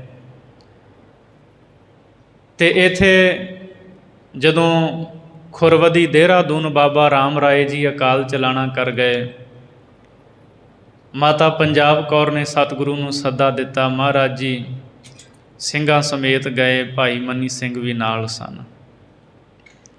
ਅਗਲੇ ਸਾਲ ਜਦੋਂ ਬਾਬਾ ਰਾਮ ਰਾਏ ਦੀ ਬਰਸੀ ਸੀ, ਤਾਂ ਕਲਗੀਧਰ ਜੀ ਆਪ ਤਾਂ ਨਹੀਂ ਗਏ, ਭਾਈ ਮਨੀ ਸਿੰਘ ਜੀ ਨੂੰ, ਦੀਵਾਨ ਆਨੰਦ ਚੰਦ ਨੂੰ, ਹੋਰ 50 ਸਤਿਗੁਰੂ ਨੇ ਸਿੱਖਾਂ ਨੂੰ ਭੇਜਿਆ। ਉੱਥੇ ਮਸੰਦਾਂ ਨੇ ਮਹਾਰਾਜ ਦੀ ਗੁਰੂ ਦੀ ਨਿੰਦਿਆ ਕੀਤੀ, ਇੱਥੋਂ ਤੱਕ ਭਾਈ ਮਨੀ ਸਿੰਘ ਨੂੰ ਥੱਲੇ ਡੇਗ ਦਿੱਤਾ। ਤਾਂ ਫਿਰ ਸਿੱਖਾਂ ਨੇ ਮਸੰਦਾਂ ਦੀ ਸੋਧ ਕੀਤੀ ਅਤੇ ਕਲਗੀਧਰ ਜੀ ਨੂੰ ਆ ਕੇ ਦੱਸਿਆ। ਮਹਾਰਾਜ ਦੇ ਨਾਲ ਰਹਿੰਦੇ ਰਹੇ ਭਾਈ ਮਨੀ ਸਿੰਘ। 1688 ਨੂੰ ਭੰਗਾਣੀ ਦਾ ਜੰਗ ਕਲਗੀਧਰ ਜੀ ਨੇ ਲੜਿਆ। ਫਤਿਹ ਸ਼ਾਹ ਕੋਪਾ ਤਵ ਰਾਜਾ, ਲੋਹ ਪਰਾ ਹਮਸੋ ਬਿਨ ਕਾਜਾ। ਇਸ ਭੰਗਾਣੀ ਦੇ ਪਹਿਲੇ ਜੰਗ ਦੇ ਵਿੱਚ ਭਾਈ ਮਨੀ ਸਿੰਘ ਨੇ ਬਹੁਤ ਜੌਹਰ ਵਿਖਾਏ। ਅਤੇ ਇਸ ਜੰਗ ਦੇ ਵਿੱਚ ਭਾਈ ਮਨੀ ਸਿੰਘ ਜੀ ਦੇ ਭਰਾ ਹਠੀ ਸਿੰਘ ਜੀ ਸ਼ਹੀਦ ਹੋ ਗਏ ਸਨ। ਕਲਗੀਧਰ ਪਾਤਸ਼ਾਹ ਮਹਾਰਾਜ ਜੀ ਜਦੋਂ ਵਾਪਸ ਗਏ ਆਨੰਦਪੁਰ, ਭਾਈ ਮਨੀ ਸਿੰਘ ਜੀ ਨਾਲ ਹੀ ਰਹੇ। ਨਦੌਣ ਦੀ ਜੰਗ ਵਿੱਚ ਬੜੇ ਜੌਹਰ ਦਿਖਾਏ ਭਾਈ ਮਨੀ ਸਿੰਘ ਨੇ। ਕਲਗੀਧਰ ਜੀ ਨੇ ਖੁਸ਼ ਹੋ ਕੇ ਦੀਵਾਨ ਦੀ ਪਦਵੀ ਬਖਸ਼ੀ ਭਾਈ ਮਨੀ ਸਿੰਘ ਨੂੰ। ਗੁਲੇਰ ਦੀ ਜੰਗ ਦੇ ਵਿੱਚ ਵੀ ਆਪ ਨੇ ਬਹੁਤ ਵੀਰਤਾ ਦੇ ਨਾਲ ਲੜਨਾ ਕੀਤਾ। ਲੋਹਗੜ੍ਹ ਦੀ ਜੰਗ ਦੇ ਵਿੱਚ ਵੀ, ਨਿਰਮੋਹਗੜ੍ਹ ਦੀ ਜੰਗ ਦੇ ਵਿੱਚ ਵੀ ਭਾਈ ਮਨੀ ਸਿੰਘ ਜੀ ਦੁਸ਼ਮਣਾਂ ਦੇ ਨਾਲ ਲੋਹਾ ਲੈਂਦੇ ਰਹੇ। ਅਤੇ ਕਲਗੀਧਰ ਪਾਤਸ਼ਾਹ ਜੀ ਨੇ ਜਦੋਂ 1699 ਨੂੰ ਅੰਮ੍ਰਿਤ ਦੀ ਦਾਤ ਦਿੱਤੀ, ਭਾਈ ਮਨੀ ਸਿੰਘ ਸਾਹਿਬ ਜੀ ਨੇ ਸਤਿਗੁਰੂ ਤੋਂ ਅੰਮ੍ਰਿਤ ਦੀ ਦਾਤ ਪ੍ਰਾਪਤ ਕੀਤੀ। ਉਸੇ ਦਿਨ ਸਤਿਗੁਰੂ ਮਹਾਰਾਜ ਜੀ ਨੂੰ 5 ਪੁੱਤਰ ਭੇਟ ਕੀਤੇ, ਉਹਨਾਂ ਵੀ ਅੰਮ੍ਰਿਤ ਦੀ ਦਾਤ ਪ੍ਰਾਪਤ ਕੀਤੀ ਗੁਰੂ ਗੋਬਿੰਦ ਸਿੰਘ ਮਹਾਰਾਜ ਜੀ ਦੇ ਪਾਸੋਂ। ਸਤਿਗੁਰੂ ਗੁਰੂ ਗੋਬਿੰਦ ਸਿੰਘ ਜੀ ਦੇ ਕੋਲ ਰਹਿ ਕੇ ਭਾਈ ਮਨੀ ਸਿੰਘ ਜੀ ਕਥਾ ਕਰਿਆ ਕਰਦੇ ਸਨ, ਚੰਗੇ ਵਿਦਵਾਨ ਸੀ। ਬਾਬਾ ਦੀਪ ਸਿੰਘ ਜੀ ਭਾਈ ਮਨੀ ਸਿੰਘ ਸਾਹਿਬ ਜੀ ਦੇ ਕੋਲ, ਇਹਨਾਂ ਕੋਲੋਂ ਪੜ੍ਹਦੇ ਰਹੇ ਹੈ। ਭਾਈ ਮਨੀ ਸਿੰਘ ਜੀ ਅਰਥ ਪੜ੍ਹਾਇਆ ਕਰਦੇ ਸਨ, ਇਹਨਾਂ ਤੋਂ ਹੀ ਸੰਪਰਦਾਇ ਗਿਆਨੀ ਚੱਲੀ, ਜੋ ਅਗਾਂਹ ਅਰਥ ਪੜ੍ਹਾਉਂਦੇ ਰਹੇ ਹੈ। ਸੋ ਮਹਾਰਾਜ ਨੇ ਇਸੇ ਸਾਲ ਭਾਈ ਮਨੀ ਸਿੰਘ ਸਾਹਿਬ ਜੀ ਨੂੰ ਸ੍ਰੀ ਹਰਿਮੰਦਰ ਸਾਹਿਬ ਭੇਜਿਆ ਇੱਥੋਂ ਦੇ ਪ੍ਰਬੰਧ ਵਾਸਤੇ। ਕੁਝ ਸਮਾਂ ਆਪ ਜੀ ਇੱਥੇ ਰਹੇ, ਫਿਰ ਕਲਗੀਧਰ ਦੇ ਚਰਨਾਂ ਵਿੱਚ ਚਲੇ ਗਏ। ਅਤੇ ਜਿਸ ਵੇਲੇ ਸੰਨ 1704 ਨੂੰ ਗੁਰੂ ਗੋਬਿੰਦ ਸਿੰਘ ਮਹਾਰਾਜ ਜੀ ਨੇ 6-7 ਪੋਹ ਦੀ ਰਾਤ ਨੂੰ ਆਨੰਦਪੁਰ ਛੱਡਿਆ, ਭਾਈ ਮਨੀ ਸਿੰਘ ਸਾਹਿਬ ਜੀ ਮਾਤਾਵਾਂ ਦੇ ਨਾਲ, ਮਾਤਾ ਸਾਹਿਬ ਕੌਰ ਜੀ ਅਤੇ ਮਾਤਾ ਸੁੰਦਰ ਕੌਰ ਜੀ ਦੇ ਨਾਲ ਦਿੱਲੀ ਚਲੇ ਗਏ ਸਨ। ਅਤੇ ਗੁਰੂ ਗੋਬਿੰਦ ਸਿੰਘ ਮਹਾਰਾਜ ਇੱਧਰੋਂ ਸਰਸਾ ਤੋਂ ਹੁੰਦੇ ਹੋਏ ਚਮਕੌਰ ਜੰਗ ਹੋਈ, ਸਰਹੰਦ ਸ਼ਹਾਦਤਾਂ, ਮੁਕਤਸਰ ਦਾ ਜੰਗ। ਮਹਾਰਾਜ ਜਦੋਂ ਦਮਦਮਾ ਸਾਹਿਬ ਆਉਂਦੇ ਆ ਨਾ, ਮਹਾਰਾਜ ਦਾ ਸਰੂਪ ਲਿਖਾਉਂਦੇ ਗੁਰੂ ਗ੍ਰੰਥ ਸਾਹਿਬ ਦਾ, ਉਦੋਂ ਭਾਈ ਮਨੀ ਸਿੰਘ ਸਾਹਿਬ ਆ ਕੇ ਦਿੱਲੀ ਤੋਂ ਸਤਿਗੁਰੂ ਨੂੰ ਮਿਲਦੇ ਹੈ। ਮਾਤਾਵਾਂ ਆਉਂਦੀਆਂ ਹਨ ਅਤੇ ਚਾਰੇ ਸਾਹਿਬਜ਼ਾਦੇ ਜਦੋਂ ਨਜ਼ਰ ਨਹੀਂ ਆਉਂਦੇ ਮਾਤਾਵਾਂ ਨੂੰ, ਤਾਂ ਸਤਿਗੁਰੂ ਨੂੰ ਪੁੱਛਦੀਆਂ ਹਨ ਮਾਤਾਵਾਂ ਵੀ ਸਾਹਿਬਜ਼ਾਦੇ ਕਿੱਥੇ ਹਨ। ਤਾਂ ਗੁਰੂ ਗੋਬਿੰਦ ਸਿੰਘ ਜੀ ਨੇ ਖਾਲਸੇ ਵੱਲ ਹੱਥ ਕਰਕੇ ਕਿਹਾ ਸੀ, ਇਨ ਪੁੱਤਰਨ ਕੇ ਸੀਸ ਪਰ ਵਾਰ ਦੀਏ ਸੁਤ ਚਾਰ, ਚਾਰ ਮੂਏ ਤੋਂ ਕਿਆ ਹੁਆ ਜੀਵਤ ਲੱਖ ਹਜ਼ਾਰ। ਮਹਾਰਾਜ ਕਹਿੰਦੇ ਮੈਂ ਆਪਣੇ ਖਾਲਸੇ ਪੁੱਤਰ ਤੋਂ ਚਾਰੇ ਪੁੱਤਰ ਕੁਰਬਾਨ ਕਰ ਦਿੱਤੇ ਹੈ। ਇਹ ਲੱਖਾਂ ਦੀ ਗਿਣਤੀ ਵਿੱਚ ਖਾਲਸਾ ਪੁੱਤਰ ਜਿਉਂਦਾ ਹੈ, ਇੰਨੀ ਵਡਿਆਈ ਬਖਸ਼ੀ। ਮਾਤਾ ਜੀ ਭਾਵੁਕ ਹੋਏ, ਸਤਿਗੁਰਾਂ ਉਪਦੇਸ਼ ਦਿੱਤਾ। ਸੋ ਭਾਈ ਮਨੀ ਸਿੰਘ ਜੀ ਨੂੰ ਕਲਗੀਧਰ ਜੀ ਨੇ ਲਿਖਾਰੀ ਲਾਇਆ। ਬਾਬਾ ਦੀਪ ਸਿੰਘ ਸਾਹਿਬ ਜੀ ਨੇ ਕਲਮ ਦਵਾਤ ਸ਼ਾਹੀ ਕਾਗਜ਼ ਦੀ ਸੇਵਾ ਕੀਤੀ। ਗੁਰੂ ਗ੍ਰੰਥ ਸਾਹਿਬ ਜੀ ਦਾ ਸਵਰੂਪ 1 ਓਂਕਾਰ ਤੋਂ 18-10-20 ਤੱਕ ਕੰਠੋਂ ਬਾਣੀ ਉਚਾਰ ਕੇ ਸਤਿਗੁਰੂ ਨੇ ਸਾਰੀ ਬਾਣੀ ਲਿਖਵਾਈ। 9ਵੇਂ ਪਾਤਸ਼ਾਹ ਗੁਰੂ ਤੇਗ ਬਹਾਦਰ ਜੀ ਦੀ ਬਾਣੀ ਵੀ ਦਰਜ ਕੀਤੀ ਗਈ, ਕਿਉਂਕਿ ਪਹਿਲਾ 5ਵੇਂ ਪਾਤਸ਼ਾਹ ਵਾਲਾ ਜਿਹੜਾ ਸਵਰੂਪ ਸੀ ਉਹਦੇ ਵਿੱਚ 9ਵੇਂ ਪਾਤਸ਼ਾਹ ਦੀ ਬਾਣੀ ਨਹੀਂ। 9ਵੇਂ ਪਾਤਸ਼ਾਹ ਜੀ ਬਾਅਦ ਵਿੱਚ ਸਤਿਗੁਰੂ ਨੇ ਬਾਣੀ ਉਚਾਰੀ ਹੈ। ਧੀਰ ਮੱਲੀਆਂ ਨੇ ਸਰੂਪ ਦੇਣ ਤੋਂ ਇਨਕਾਰ ਕਰ ਦਿੱਤਾ ਸੀ। ਸੋ ਸਤਿਗੁਰੂ ਜੀ ਬਾਣੀ ਉਚਾਰਦੇ, ਭਾਈ ਮਨੀ ਸਿੰਘ ਲਿਖਦੇ। 48 ਸਿੰਘ ਸਨ ਕੁੱਲ, ਜਿਨ੍ਹਾਂ ਨੂੰ ਮਹਾਰਾਜ ਨੇ ਗੁਰਬਾਣੀ ਦੀ ਸੰਥਿਆ ਅਰਥਾਂ ਸਮੇਤ ਕਰਵਾਈ। ਸਵੇਰ ਵੇਲੇ ਮਹਾਰਾਜ ਬਾਣੀ ਉਚਾਰਦੇ ਸੀ, ਭਾਈ ਮਨੀ ਸਿੰਘ ਲਿਖਦੇ, ਅਤੇ ਸ਼ਾਮ ਵੇਲੇ ਉਸ ਬਾਣੀ ਦੇ ਸਤਿਗੁਰੂ ਅਰਥ ਪੜ੍ਹਾਇਆ ਕਰਦੇ ਸਨ। ਸਮਾਂ ਆਪਣੀ ਚਾਲ ਦੇ ਨਾਲ ਚੱਲਦਾ ਗਿਆ। ਕਲਗੀਧਰ ਮਹਾਰਾਜ ਜੀ ਦੱਖਣ ਨੂੰ ਚਲੇ ਗਏ, ਹਜੂਰ ਜੀ ਜੋਤੀ ਜੋਤ ਸਮਾਏ। ਭਾਈ ਮਨੀ ਸਿੰਘ ਸਾਹਿਬ ਪੰਥ ਦੀ ਅਗਵਾਈ ਕਰਦੇ ਰਹੇ। ਮਾਤਾ ਸੁੰਦਰ ਕੌਰ ਜੀ ਦਿੱਲੀ ਦੀ ਧਰਤੀ 'ਤੇ ਹਨ। ਮਾਤਾ ਸੁੰਦਰ ਕੌਰ ਜੀ ਜਦੋਂ ਵੀ ਕੋਈ ਪੰਥ ਦੇ ਵਿੱਚ ਗੱਲਬਾਤ ਹੁੰਦੀ, ਭਾਈ ਮਨੀ ਸਿੰਘ ਨੂੰ ਕਹਿ ਦਿੰਦੇ ਵੀ ਤੁਸੀਂ ਉਸ ਥਾਂ 'ਤੇ ਜਾਓ। ਸੰਨ 1721 ਨੂੰ ਜਦੋਂ ਬੰਦਈ ਅਤੇ ਤੱਤ ਖਾਲਸੇ ਦਾ ਝਗੜਾ ਹੋਇਆ, ਉਦੋਂ ਵੀ ਭਾਈ ਮਨੀ ਸਿੰਘ ਸਾਹਿਬ ਜੀ ਨੇ ਹੀ ਵਿੱਚ ਪੈ ਕੇ ਇਸ ਝਗੜੇ ਨੂੰ ਨਿਬੇੜਿਆ ਸੀ। ਸਾਰੇ ਬੰਦਈ ਖਾਲਸੇ ਵਾਲੇ ਜਿਹੜੇ ਸਨ, ਤੱਤ ਖਾਲਸੇ ਵਿੱਚ ਸ਼ਾਮਲ ਹੋ ਗਏ। ਸਮਾਂ ਐਸਾ ਆਇਆ, 1726 ਨੂੰ ਜ਼ਕਰੀਆ ਖਾਂ ਲਾਹੌਰ ਦਾ ਗਵਰਨਰ ਬਣਿਆ। ਉਹਨੇ ਸਿੱਖਾਂ ਦੇ ਉੱਤੇ ਬਹੁਤ ਜ਼ਿਆਦਾ ਜ਼ੁਲਮ ਕੀਤੇ। ਗੁਰੂ ਕੇ ਸਿੰਘ ਘਰ-ਬਾਰ ਛੱਡ ਕੇ ਜੰਗਲਾਂ ਦੇ ਵਿੱਚ ਰਹਿਣ ਲੱਗ ਪਏ। ਬੜਾ ਵਿਖੜਾ ਸਮਾਂ ਸੀ ਪੰਥ ਦੇ ਉੱਤੇ ਆਇਆ। ਲੰਮਾ ਸਮਾਂ ਹੋ ਗਿਆ ਸੀ ਖਾਲਸੇ ਨੇ ਵੈਸਾਖੀ ਅਤੇ ਦੀਵਾਲੀ ਦੀ ਇਕੱਤਰਤਾ ਸ੍ਰੀ ਹਰਿਮੰਦਰ ਸਾਹਿਬ ਅੰਮ੍ਰਿਤਸਰ ਦੀ ਧਰਤੀ 'ਤੇ ਨਹੀਂ ਸੀ ਕੀਤੀ। ਭਾਈ ਮਨੀ ਸਿੰਘ ਸਾਹਿਬ ਜੀ ਨੇ ਜ਼ਕਰੀਆ ਖਾਂ ਦੇ ਨਾਲ ਗੱਲਬਾਤ ਕਰਕੇ ਵੀ ਸਾਨੂੰ ਇਸ ਵਾਰ ਦੀਵਾਲੀ ਦੀ ਇਕੱਤਰਤਾ ਕਰਨ ਦਿੱਤੀ ਜਾਵੇ।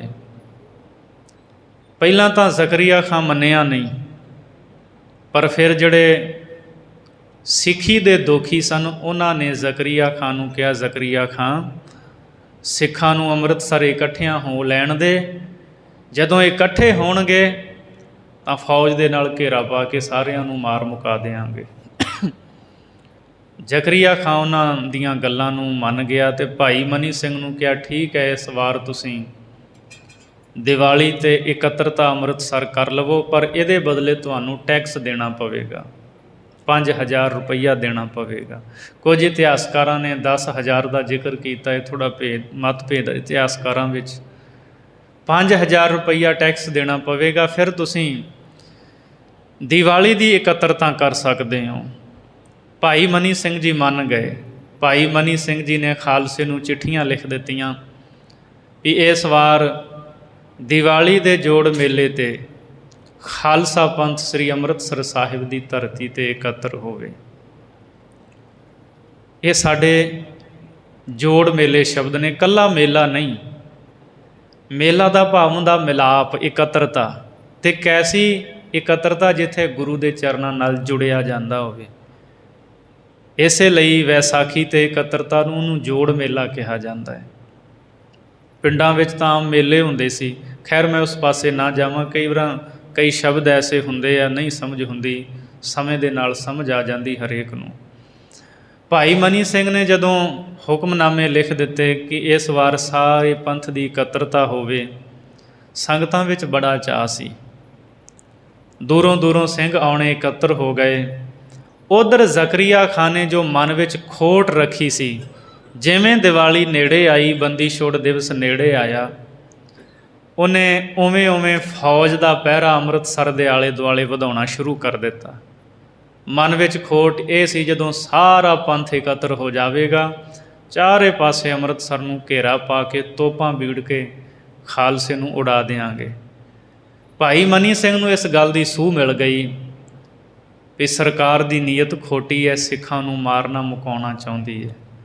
ਉਸੇ ਵੇਲੇ ਭਾਈ ਮਨੀ ਸਿੰਘ ਨੇ ਹੁਕਮਨਾਮੇ ਲਿਖ ਕੇ, ਚਿੱਠੀਆਂ ਲਿਖ ਕੇ ਅਤੇ ਘੋੜਿਆਂ 'ਤੇ ਸਿੰਘਾਂ ਨੂੰ ਭੇਜ ਦਿੱਤਾ ਵੀ ਇਹ ਚਿੱਠੀਆਂ ਪਹੁੰਚਾਓ, ਪੰਥ ਖਾਲਸੇ ਨੂੰ ਕਿਹਾ ਜਾਵੇ ਇੱਥੇ ਇਕੱਤਰਤਾ ਨਹੀਂ ਹੋਣੀ, ਕਿਉਂਕਿ ਸਰਕਾਰ ਦੀ ਨੀਅਤ ਖਰਾਬ ਹੋ ਗਈ ਹੈ। ਤਾਂ ਫਿਰ ਜਦੋਂ ਇਹ ਚਿੱਠੀਆਂ ਪਹੁੰਚੀਆਂ, ਖਾਲਸੇ ਨੇ ਬਚਨ ਮੰਨਿਆ। ਥੋੜ੍ਹੇ ਸਿੱਖ ਹੀ ਅੰਮ੍ਰਿਤਸਰ ਦੀ ਧਰਤੀ 'ਤੇ ਇਕੱਤਰ ਹੋਏ, ਬਹੁਤੀ ਇਕੱਤਰਤਾ ਨਾ ਹੋਈ। ਅਤੇ ਜਦੋਂ ਜ਼ਕਰੀਆ ਖਾਂ ਨੂੰ ਪਤਾ ਲੱਗਾ, ਫਿਰ ਉਹਨੇ ਜਿਹੜਾ ਮਨ ਵਿੱਚ ਖੋਟ ਰੱਖਿਆ ਸੀ ਵੀ ਹੁਣ ਥੋੜ੍ਹੇ ਸਿੱਖਾਂ ਨੂੰ ਕੀ ਮਾਰਨਾ, ਮੈਂ ਤਾਂ ਮਨ ਵਿੱਚ ਇਹ ਸੋਚ ਕੇ ਬੈਠਾ ਸੀ ਬਹੁਤਿਆਂ ਨੂੰ ਮਾਰ ਮੁਕਾਵਾਂਗਾ। ਜ਼ਕਰੀਆ ਖਾਂ ਵੀ ਪਿੱਛੇ ਹਟ ਗਿਆ। ਦੀਵਾਲੀ ਦਾ ਜੋੜ ਮੇਲਾ, ਬੰਦੀ ਛੋੜ ਦਿਵਸ ਇਹ ਜਦੋਂ ਲੰਘ ਗਿਆ, ਉਹਦੇ ਤੋਂ ਬਾਅਦ ਭਾਈ ਮਨੀ ਸਿੰਘ ਤੋਂ ਜ਼ਕਰੀਆ ਖਾਂ ਨੇ ਉਸ ਪੈਸੇ ਦੀ ਮੰਗ ਕੀਤੀ ਵੀ ਮੈਂ ਕਿਹਾ ਸੀ ਤੁਸੀਂ ਇਕੱਤਰਤਾ ਕਰ ਲਓ, 5000 ਰੁਪਈਆ ਦਿਓ। ਭਾਈ ਮਨੀ ਸਿੰਘ ਨੇ ਇਨਕਾਰ ਕਰ ਦਿੱਤਾ। ਕਹਿੰਦੇ ਤੁਹਾਡੇ ਮਨ ਵਿੱਚ ਖੋਟ ਸੀ, ਮੈਨੂੰ ਪਤਾ ਲੱਗ ਗਿਆ ਸੀ, ਇਕੱਤਰਤਾ ਤਾਂ ਹੋਈ ਨਹੀਂ, ਪੈਸਾ ਕਾਹਦਾ ਦਈਏ। ਤਾਂ ਇਸ ਦੋਸ਼ ਦੇ ਵਿੱਚ ਭਾਈ ਮਨੀ ਸਿੰਘ ਸਾਹਿਬ ਨੂੰ ਨਾਲ ਦੇ ਸਿੰਘਾਂ ਸਮੇਤ ਗ੍ਰਿਫਤਾਰ ਕਰ ਲਿਆ ਗਿਆ, ਲਾਹੌਰ ਲਿਆਂਦਾ ਗਿਆ। ਪਹਿਲਾਂ ਬਹੁਤ ਤਸੀਹੇ ਦਿੱਤੇ ਗਏ ਅਤੇ ਬਹੁਤ ਸਾਰੇ ਤਸੀਹੇ ਦੇ ਕਰਕੇ ਪੁੱਛਿਆ ਗਿਆ। 2 ਸ਼ਰਤਾਂ ਰੱਖੀਆਂ, ਇੱਕ ਤਾਂ ਪੈਸਾ ਦੇਵੋ ਅਤੇ ਦੂਜਾ ਇਸਲਾਮ ਕਬੂਲ ਕਰੋ, ਫਿਰ ਤੁਹਾਡੀ ਜਾਨ ਬਖਸ਼ੀ ਜਾਵੇਗੀ। ਭਾਈ ਮਨੀ ਸਿੰਘ ਜੀ ਕਹਿੰਦੇ ਇਕੱਤਰਤਾ ਹੋਈ ਨਹੀਂ ਅਤੇ ਪੈਸਾ ਦੇਣ ਦਾ ਤਾਂ ਕੋਈ ਸਵਾਲ ਹੀ ਨਹੀਂ ਬਣਦਾ, ਤੁਹਾਡੀ ਨੀਅਤ ਖੋਟੀ ਸੀ। ਦੂਜਾ, ਮੈਂ ਸਤਿਗੁਰੂ ਕਲਗੀਧਰ ਮਹਾਰਾਜ ਜੀ ਦਾ ਸਿੰਘ ਹਾਂ। ਸਰੀਰ ਤਾਂ ਲੇਖੇ ਲੱਗ ਸਕਦਾ ਹੈ, ਪਰ ਮੈਂ ਗੁਰਸਿੱਖੀ ਨੂੰ ਕਦੇ ਨਹੀਂ ਛੱਡਾਂਗਾ। ਭਾਈ ਮਨੀ ਸਿੰਘ ਸਾਹਿਬ ਨੂੰ ਕਾਜੀ ਤੋਂ ਜ਼ਕਰੀਆ ਖਾਨ ਨੇ ਫਤਵਾ ਦਿਵਾਇਆ ਵੀ ਇਹਦਾ ਬੰਦ ਕੱਟ ਕੇ ਕਤਲ ਕਰ ਦਿੱਤਾ ਜਾਏ। ਲਾਹੌਰ ਦੇ ਨਖਾਸ ਚੌਂਕ ਦੇ ਵਿੱਚ 25 ਹਾੜ ਬਿਕਰਮੀ ਸੰਮਤ 1791 ਈਸਵੀ ਸਨ 1734 ਨੂੰ ਭਾਈ ਮਨੀ ਸਿੰਘ ਸਾਹਿਬ ਨੂੰ ਨਖਾਸ ਚੌਂਕ ਵਿੱਚ ਲਿਆਂਦਾ ਗਿਆ ਅਤੇ ਜਲਾਦ ਨੇ ਆਪਣੇ ਤਿੱਖੇ ਟੋਕੇ ਦੇ ਨਾਲ ਭਾਈ ਮਨੀ ਸਿੰਘ ਸਾਹਿਬ ਦੇ ਗੁੱਟ 'ਤੇ ਜਦੋਂ ਵਾਰ ਕਰਨ ਲੱਗਾ ਅਤੇ ਭਾਈ ਮਨੀ ਸਿੰਘ ਹੱਥ ਪਿੱਛੇ ਕਰਕੇ ਕਹਿੰਦੇ ਆ, ਜਲਾਦ ਤੈਨੂੰ ਹੁਕਮ ਬੰਦ ਕੱਟਣ ਦਾ ਹੋਇਆ, ਵੇਖ ਇਸ ਗੁੱਟ ਤੋਂ ਪਹਿਲਾਂ ਉਂਗਲਾਂ ਦੇ ਕਿੰਨੇ ਬੰਦ ਹਨ। ਜਲਾਦ ਵੀ ਹੈਰਾਨ ਰਹਿ ਗਏ। ਇੰਨੀ ਦ੍ਰਿੜਤਾ, ਇੰਨੀ ਅਡੋਲਤਾ ਅਤੇ ਇੰਨਾ ਗੁਰਸਿੱਖੀ ਦੇ ਨਾਲ ਪਿਆਰ। ਭਾਈ ਮਨੀ ਸਿੰਘ ਸਾਹਿਬ ਨੇ ਸ਼ਬਦ ਕਹੇ ਸਨ, ਦੇਹੀ ਕਿਸ ਕੀ ਬਾਪੁਰੀ ਜੇ ਸਿੱਖੀ ਸਾਬਤ ਹੋਏ, ਦੇਹੀ ਤੋਂ ਆਵਨ ਜਾਨ ਹੈ ਸਿੱਖੀ ਮਿਲੇ ਕਬ ਕੋਏ। ਕਹਿੰਦੇ ਸਰੀਰ ਤਾਂ ਆਉਣ ਜਾਣ ਵਿੱਚ ਰਹਿੰਦਾ ਹੈ, ਇਹ ਸਿੱਖੀ ਵਾਰ ਥੋੜ੍ਹੀ ਮਿਲਦੀ ਹੈ ਗੁਰੂ ਕੀ। ਭਾਈ ਮਨੀ ਸਿੰਘ ਸਾਹਿਬ ਨੇ ਸ੍ਰੀ ਸੁਖਮਨੀ ਸਾਹਿਬ ਦੀ ਬਾਣੀ ਦਾ ਪਾਠ ਆਰੰਭ ਕੀਤਾ। ਜਲਾਦ ਆਪਣਾ ਕੰਮ ਕਰੀ ਗਿਆ, ਭਾਈ ਮਨੀ ਸਿੰਘ ਅਡੋਲ ਬੈਠੇ ਰਹੇ ਅਤੇ ਬੰਦ ਕੱਟ ਕੇ ਭਾਈ ਮਨੀ ਸਿੰਘ ਸਾਹਿਬ ਨੂੰ ਅੱਜ ਦੇ ਦਿਨ ਲਾਹੌਰ ਦੇ ਨਖਾਸ ਚੌਂਕ ਦੇ ਵਿੱਚ ਸ਼ਹੀਦ ਕਰ ਦਿੱਤਾ ਗਿਆ।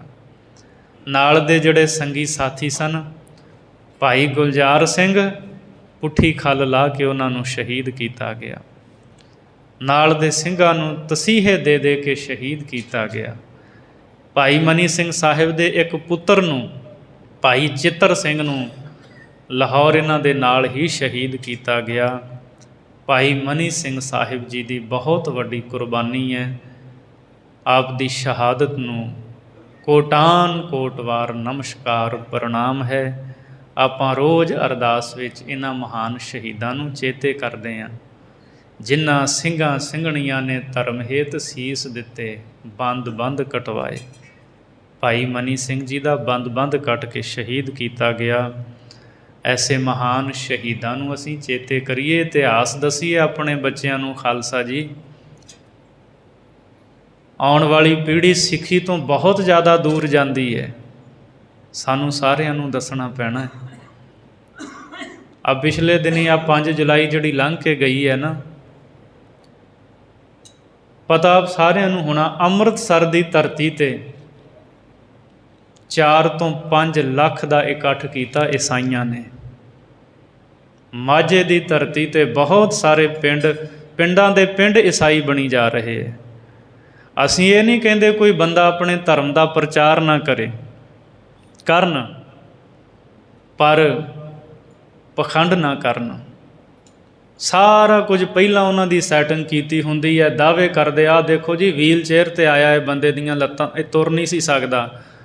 ਉੱਥੇ ਕਹਿੰਦੇ ਵੇਖਦਿਆਂ ਤੁਰਨ ਲੱਗ ਪਿਆ। ਪਖੰਡ ਕਰਕੇ ਲੋਕਾਂ ਨੂੰ ਵਿਖਾਉਂਦੇ ਹੈ। ਇਹ ਚਿੰਤਨ ਕਰਨ ਦਾ ਵੇਲਾ ਹੈ। ਗੁਰੂ ਨਾਨਕ ਸਾਹਿਬ ਜੀ ਦੀ ਜਿਸ ਥਾਂ 'ਤੇ ਸਿੱਖੀ ਦਾ ਕੇਂਦਰ ਹੈ ਅੰਮ੍ਰਿਤਸਰ, ਅਤੇ ਉੱਥੇ ਲੋਕ ਸਿੱਖਾਂ ਦੇ ਘਰ ਵਿੱਚ ਜਨਮ ਲੈਣ ਵਾਲੇ ਸਿੱਖੀ ਤੋਂ ਦੂਰ ਚਲੇ ਜਾਣ, ਇਹ ਪੰਥ ਦੇ ਆਗੂਆਂ ਨੂੰ ਸੋਚਣਾ ਪਵੇਗਾ। ਅਸੀਂ ਅੱਜ ਕਿਹੜੇ ਪਾਸੇ ਤੁਰ ਰਹੇ ਹਾਂ, ਸਾਡੇ ਬੱਚੇ ਕਿੱਧਰ ਨੂੰ ਜਾ ਰਹੇ ਹੈ। ਗੁਰੂ ਗ੍ਰੰਥ ਸਾਹਿਬ ਦੇ ਨਾਲੋਂ ਸਾਨੂੰ ਤੋੜਿਆ ਜਾ ਰਿਹਾ, ਅਤੇ ਫਿਰ ਉਹਨਾਂ ਲੋਕਾਂ ਨੂੰ ਵੀ ਇਹ ਧਿਆਨ ਦੇਣਾ ਚਾਹੀਦਾ ਜਿਹੜੇ ਥੋੜ੍ਹੇ ਜਿਹੇ ਲਾਲਚ ਪਿੱਛੇ ਲੱਗ ਕਰਕੇ ਸਿੱਖੀ ਨੂੰ ਛੱਡ ਕੇ ਧਰਮ ਬਦਲ ਲੈਂਦੇ ਹੈ। ਕੱਲ੍ਹ ਨੂੰ ਕੋਈ ਉਹਦੇ ਤੋਂ ਵੱਡਾ ਲਾਲਚ ਕਿਸੇ ਨੇ ਦੇ ਦਿੱਤਾ, ਉਹਨੂੰ ਛੱਡ ਕੇ ਦੂਜੇ ਪਾਸੇ ਚਲੇ ਜਾਣਗੇ। 5 ਜੁਲਾਈ ਨੂੰ ਆ ਜਿਹੜੀ ਲੰਘੀ ਨੂੰ 5 ਲੱਖ ਦਾ ਇਕੱਠ ਕੀਤਾ ਉਹਨਾਂ ਨੇ, ਪਰ ਸਾਡੇ ਪੰਥ ਦੇ ਆਗੂ ਵੀ ਸੁੱਤੇ ਪਏ ਨੇ। ਔਰ ਜੇ ਕੋਈ ਇਸ ਪਾਸੇ ਆਉਂਦਾ ਵੀ ਹੈ ਅਤੇ ਲੋਕ ਉਸ ਨੂੰ ਜਲੀਲ ਵੀ ਕਰਦੇ ਹੈ। ਪ੍ਰੇਮ ਪਿਆਰ ਮੁਹੱਬਤ ਦੇ ਨਾਲ ਇਸ ਪਾਸੇ ਲੈ ਕੇ ਆਈਏ। ਜੇ ਬੰਦਾ ਕਹੇਗਾ ਨਾ ਡਾਂਗ ਦੇ ਨਾਲ, ਇੱਦਾਂ ਨਹੀਂ ਹੁੰਦਾ। ਸਤਿਗੁਰੂ ਦਾ ਤਾਂ ਧਰਮ ਹੀ ਪ੍ਰੇਮ ਪਿਆਰ ਮੁਹੱਬਤ ਦਾ ਸੰਦੇਸ਼ ਦਿੰਦਾ ਹੈ। ਗੁਰੂ ਨਾਨਕ ਸਾਹਿਬ ਨੇ ਤਾਂ ਹਰੇਕ ਨੂੰ ਗਲਵਕੜੀ ਵਿੱਚ ਲਿਆ, ਭੇਦ ਨਹੀਂ ਕਿਸੇ ਨਾਲ ਕੀਤਾ। ਨੀਚਾਂ ਅੰਦਰ ਨੀਚ ਜਾਤ, ਨੀਚੀ ਹੂੰ ਅਤ ਨੀਚ, ਨਾਨਕ ਤਿਨ ਕੈ ਸੰਗ ਸਾਥ, ਵੱਡਿਆਂ ਸਿਉ ਕਿਆ ਰੀਸ। ਵੱਡਿਆਂ ਦੇ ਨਾਲ ਮਹਾਰਾਜ ਕਹਿੰਦੇ ਮੈਂ ਤਾਂ ਸਾਰਿਆਂ ਨੂੰ ਆਪਣਾ ਸਮਝਦਾ ਹਾਂ। ਮਸਕੀਨ ਜੀ ਇੱਕ ਗੱਲ ਕਿਹਾ ਕਰਦੇ ਸੀ, ਕਹਿੰਦੇ ਹੁੰਦੇ ਸਨ ਵੀ ਗੋਲਕ ਦਾ ਜਿੰਨਾ ਪੈਸਾ ਹੈ ਅੱਧਾ ਪੈਸਾ ਤੁਸੀਂ ਪ੍ਰਚਾਰ 'ਤੇ ਲਾਓ, ਪਿੰਡਾਂ ਪਿੰਡਾਂ ਦੇ ਵਿੱਚ ਪ੍ਰਚਾਰ ਕਰੋ, ਸਿੱਖੀ ਦਾ ਸਿਧਾਂਤ ਦੱਸੋ, ਗੁਰਦੁਆਰਾ ਪ੍ਰਬੰਧਕ ਕਮੇਟੀਆਂ ਇਸ ਪਾਸੇ ਧਿਆਨ ਦੇਣ। ਇਹ ਨਹੀਂ ਵੀ ਇਕੱਲੀ ਗੁਰਦੁਆਰੇ ਦੀ ਇਮਾਰਤ ਸੋਹਣੀ ਹੋਣੀ ਚਾਹੀਦੀ ਹੈ, ਸੋਹਣੀ ਇਮਾਰਤ, ਇਕੱਲੀਆਂ ਇਮਾਰਤਾਂ ਨੂੰ ਕੀ ਕਰਾਂਗੇ ਜੇ ਸਿੱਖ ਹੀ ਨਾ ਰਹੇ, ਜੇ ਸਿੱਖੀ ਨੂੰ ਕਮਾਉਣ ਵਾਲੇ ਹੀ ਨਾ ਰਹੇ, ਸਿੱਖ ਹੀ ਨਾ ਹੋਏ, ਇਮਾਰਤਾਂ ਦਾ ਕੀ ਕਰਾਂਗੇ। ਅੱਜ ਲੋੜ ਹੈ ਹਰੇਕ ਪਿੰਡ ਦੇ ਵਿੱਚ ਕੈਂਪ ਲੱਗਣ ਗੁਰਮਤਿ ਪ੍ਰਚਾਰ ਦੇ, ਬੱਚਿਆਂ ਨੂੰ ਪੜ੍ਹਾਇਆ ਜਾਵੇ, ਵਿੱਦਿਆ ਦਿੱਤੀ ਜਾਵੇ, ਗੁਰਬਾਣੀ ਬਾਰੇ ਦੱਸਿਆ ਜਾਵੇ, ਸ਼ਹੀਦਾਂ ਬਾਰੇ ਦੱਸੋ ਉਹਨਾਂ ਨੂੰ। ਕੌਣ ਸਨ ਭਾਈ ਤਾਰੂ ਸਿੰਘ ਜੀ, ਕੌਣ ਸੀ ਭਾਈ ਮਨੀ ਸਿੰਘ ਸਾਹਿਬ, ਕੌਣ ਸਨ ਭਾਈ ਸ਼ਾਹਬਾਜ਼ ਸਿੰਘ ਸੁਬੇਗ ਸਿੰਘ, ਕੌਣ ਸਨ ਭਾਈ ਜੈ ਸਿੰਘ ਖਲਕਟ। ਬੇਅੰਤ ਸਾਡੇ ਕੋਲ ਤਾਂ ਇੰਨੇ ਸ਼ਹੀਦ ਨੇ, ਗਿਣੇ ਨਹੀਂ ਜਾ ਸਕਦੇ।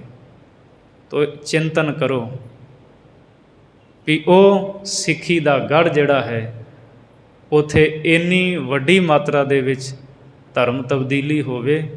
ਇਹ ਗੁਰਦੁਆਰਾ ਪ੍ਰਬੰਧਕ ਕਮੇਟੀਆਂ ਨੂੰ ਵੀ, ਪੰਥ ਦੇ ਆਗੂਆਂ ਨੂੰ ਵੀ, ਪ੍ਰਚਾਰਕਾਂ ਨੂੰ ਵੀ, ਅਤੇ ਜਿਹੜੇ ਘਰਾਂ 'ਚ ਬੈਠੇ ਸਿੱਖ ਉਹਨਾਂ ਨੂੰ ਵੀ ਸੋਚਣਾ ਪੈਣਾ ਵੀ ਅਸੀਂ ਆਪੋ ਆਪਣਾ ਘਰ ਹੀ ਸਾਂਭ ਲਈਏ।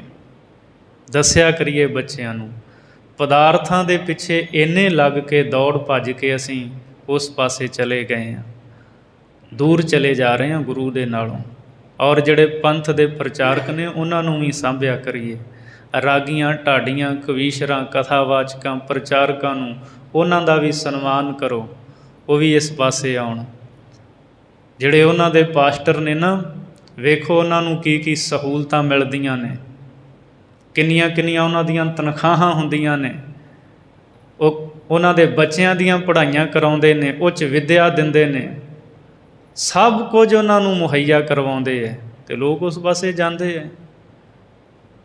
ਅਤੇ ਸਾਡੇ ਜੇ ਕੋਈ ਇਸ ਪਾਸੇ ਆਉਂਦਾ ਵੀ ਹੈ, ਰਾਗੀ ਸਿੰਘ ਨੂੰ ਕਿਸੇ ਨੇ 10 ਰੁਪਈਏ ਰੱਖ ਵੀ ਦਿੱਤੇ, ਉਹ ਸਮਝਦਾ ਖਰਿਆ ਮੈਂ ਇਹਸਾਨ ਕਰਦਾ ਰਾਗੀ ਸਿੰਘ ਦੇ ਉੱਤੇ 10 ਦੇ ਕੇ। ਕੌਮ ਦੇ ਜਿਹੜੇ ਪ੍ਰਚਾਰਕ ਨੇ, ਅੱਜ ਸਾਡੀ ਕੌਮ ਦੇ ਵਿੱਚ ਕੌਮ ਦੇ ਪ੍ਰਚਾਰਕ ਐਸੇ ਨੇ, 60% ਐਸੇ ਪਾਠੀ ਸਿੰਘ ਨੇ, ਰਾਗੀ ਢਾਡੀ ਨੇ, ਜਿਨ੍ਹਾਂ ਦੇ ਕੋਲ ਆਪਣਾ ਘਰ ਤੱਕ ਨਹੀਂ ਹੈ। ਕੌਮ ਕਿਹੜੇ ਪਾਸੇ ਤੁਰੀ ਜਾਂਦੀ ਹੈ। ਅਤੇ ਉੱਧਰ ਵੇਖਿਓ ਪਾਸਟਰਾਂ ਵੱਲ ਕਿਵੇਂ ਉਹ ਚੱਲਦੇ ਨੇ, ਕੀ ਕਰਦੇ ਨੇ। ਸਾਨੂੰ ਲੋੜ ਹੈ, ਇਹ ਨਹੀਂ ਵੀ ਕੌਮ ਦੇ ਕੋਲ ਪੈਸਾ ਨਹੀਂ ਹੈ, ਬਹੁਤ ਪੈਸਾ ਹੈ, ਉਹਨੂੰ ਖਰਚ ਕਿਵੇਂ ਕਰਨਾ ਹੈ, ਲਾਉਣਾ ਕਿਹੜੇ ਥਾਂ 'ਤੇ ਹੈ, ਕਿਸ ਢੰਗ ਦੇ ਨਾਲ ਖਰਚੀਏ। ਵੀ ਸਾਨੂੰ ਸਾਡੇ ਬੱਚੇ ਗੁਰੂ ਚਰਨਾਂ ਦੇ ਨਾਲ ਜੁੜਨ। ਚਿੰਤਨ ਕਰੋ। ਭਾਈ ਮਨੀ ਸਿੰਘ ਸਾਹਿਬ, ਉਹਨਾਂ ਦੀ ਸ਼ਹਾਦਤ, ਏਡੀ ਵੱਡੀ ਸ਼ਹਾਦਤ ਸਿਧਾਂਤ ਲਈ, ਪਰ ਸਿੱਖੀ ਨੂੰ ਨਹੀਂ ਛੱਡਿਆ। ਅਤੇ ਅੱਜ ਚੰਦ ਪੈਸਿਆਂ ਦੀ ਖਾਤਰ ਲੋਕ ਸਿੱਖੀ ਦਾ ਤਿਆਗ ਕਰਦੇ ਹੈ। ਸਤਿਗੁਰੂ ਕਿਰਪਾ ਕਰਨ। ਭਾਈ ਮਨੀ ਸਿੰਘ ਸਾਹਿਬ ਜੀ ਦੀ ਸ਼ਹਾਦਤ ਨੂੰ ਕੋਟਾਨ ਕੋਟ ਵਾਰ ਪ੍ਰਣਾਮ ਹੈ। ਅੱਜ ਮੀਰੀ ਪੀਰੀ ਦਿਵਸ ਵੀ ਹੈ। ਗੁਰੂ ਹਰਗੋਬਿੰਦ ਸਾਹਿਬ ਮਹਾਰਾਜ ਜੀ ਨੇ ਗੁਰੂ ਅਰਜਨ ਦੇਵ ਜੀ ਦੀ ਸ਼ਹਾਦਤ ਤੋਂ ਉਪਰੰਤ ਮੀਰੀ ਪੀਰੀ ਦੀਆਂ 2 ਸ੍ਰੀ ਸਾਹਿਬਾਂ ਪਹਿਨੀਆਂ ਸਨ। ਪੀਰੀ ਤਾਂ ਪਹਿਲਾਂ ਹੀ ਸੀ ਗੁਰੂ ਨਾਨਕ ਦੇ ਘਰ ਦੇ ਵਿੱਚ, ਸਤਿਗੁਰੂ ਨੇ ਕਿਹਾ ਮੀਰੀ ਵੀ, ਸ਼ਾਸਤਰ ਦੇ ਨਾਲ ਸ਼ਸਤਰ ਵੀ, ਇਹ ਸਿਧਾਂਤ ਦਿੱਤਾ। ਸਤਿਗੁਰੂ ਕਿਰਪਾ ਕਰਨ, ਭੁੱਲਾਂ ਦੀ ਖਿਮਾ ਬਖਸ਼ਣੀ ਜੀ, ਅਗਾਂਹ ਵਾਸਤੇ ਸੁਮਤ ਬਖਸ਼ਣੀ ਜੀ। ਚਰਨ ਕਵਲ ਮਕਰੰਦ ਰਸ, ਸੁਖ ਸੰਪਟ ਵਿੱਚ ਸਹਿਜ ਸਮਾਇਆ, ਪਿਰਮ ਪਿਆਲਾ ਅਪਿਓ ਪੀ ਆਇਆ। ਵਾਹਿਗੁਰੂ ਜੀ ਕਾ ਖਾਲਸਾ, ਵਾਹਿਗੁਰੂ ਜੀ ਕੀ ਫਤਿਹ।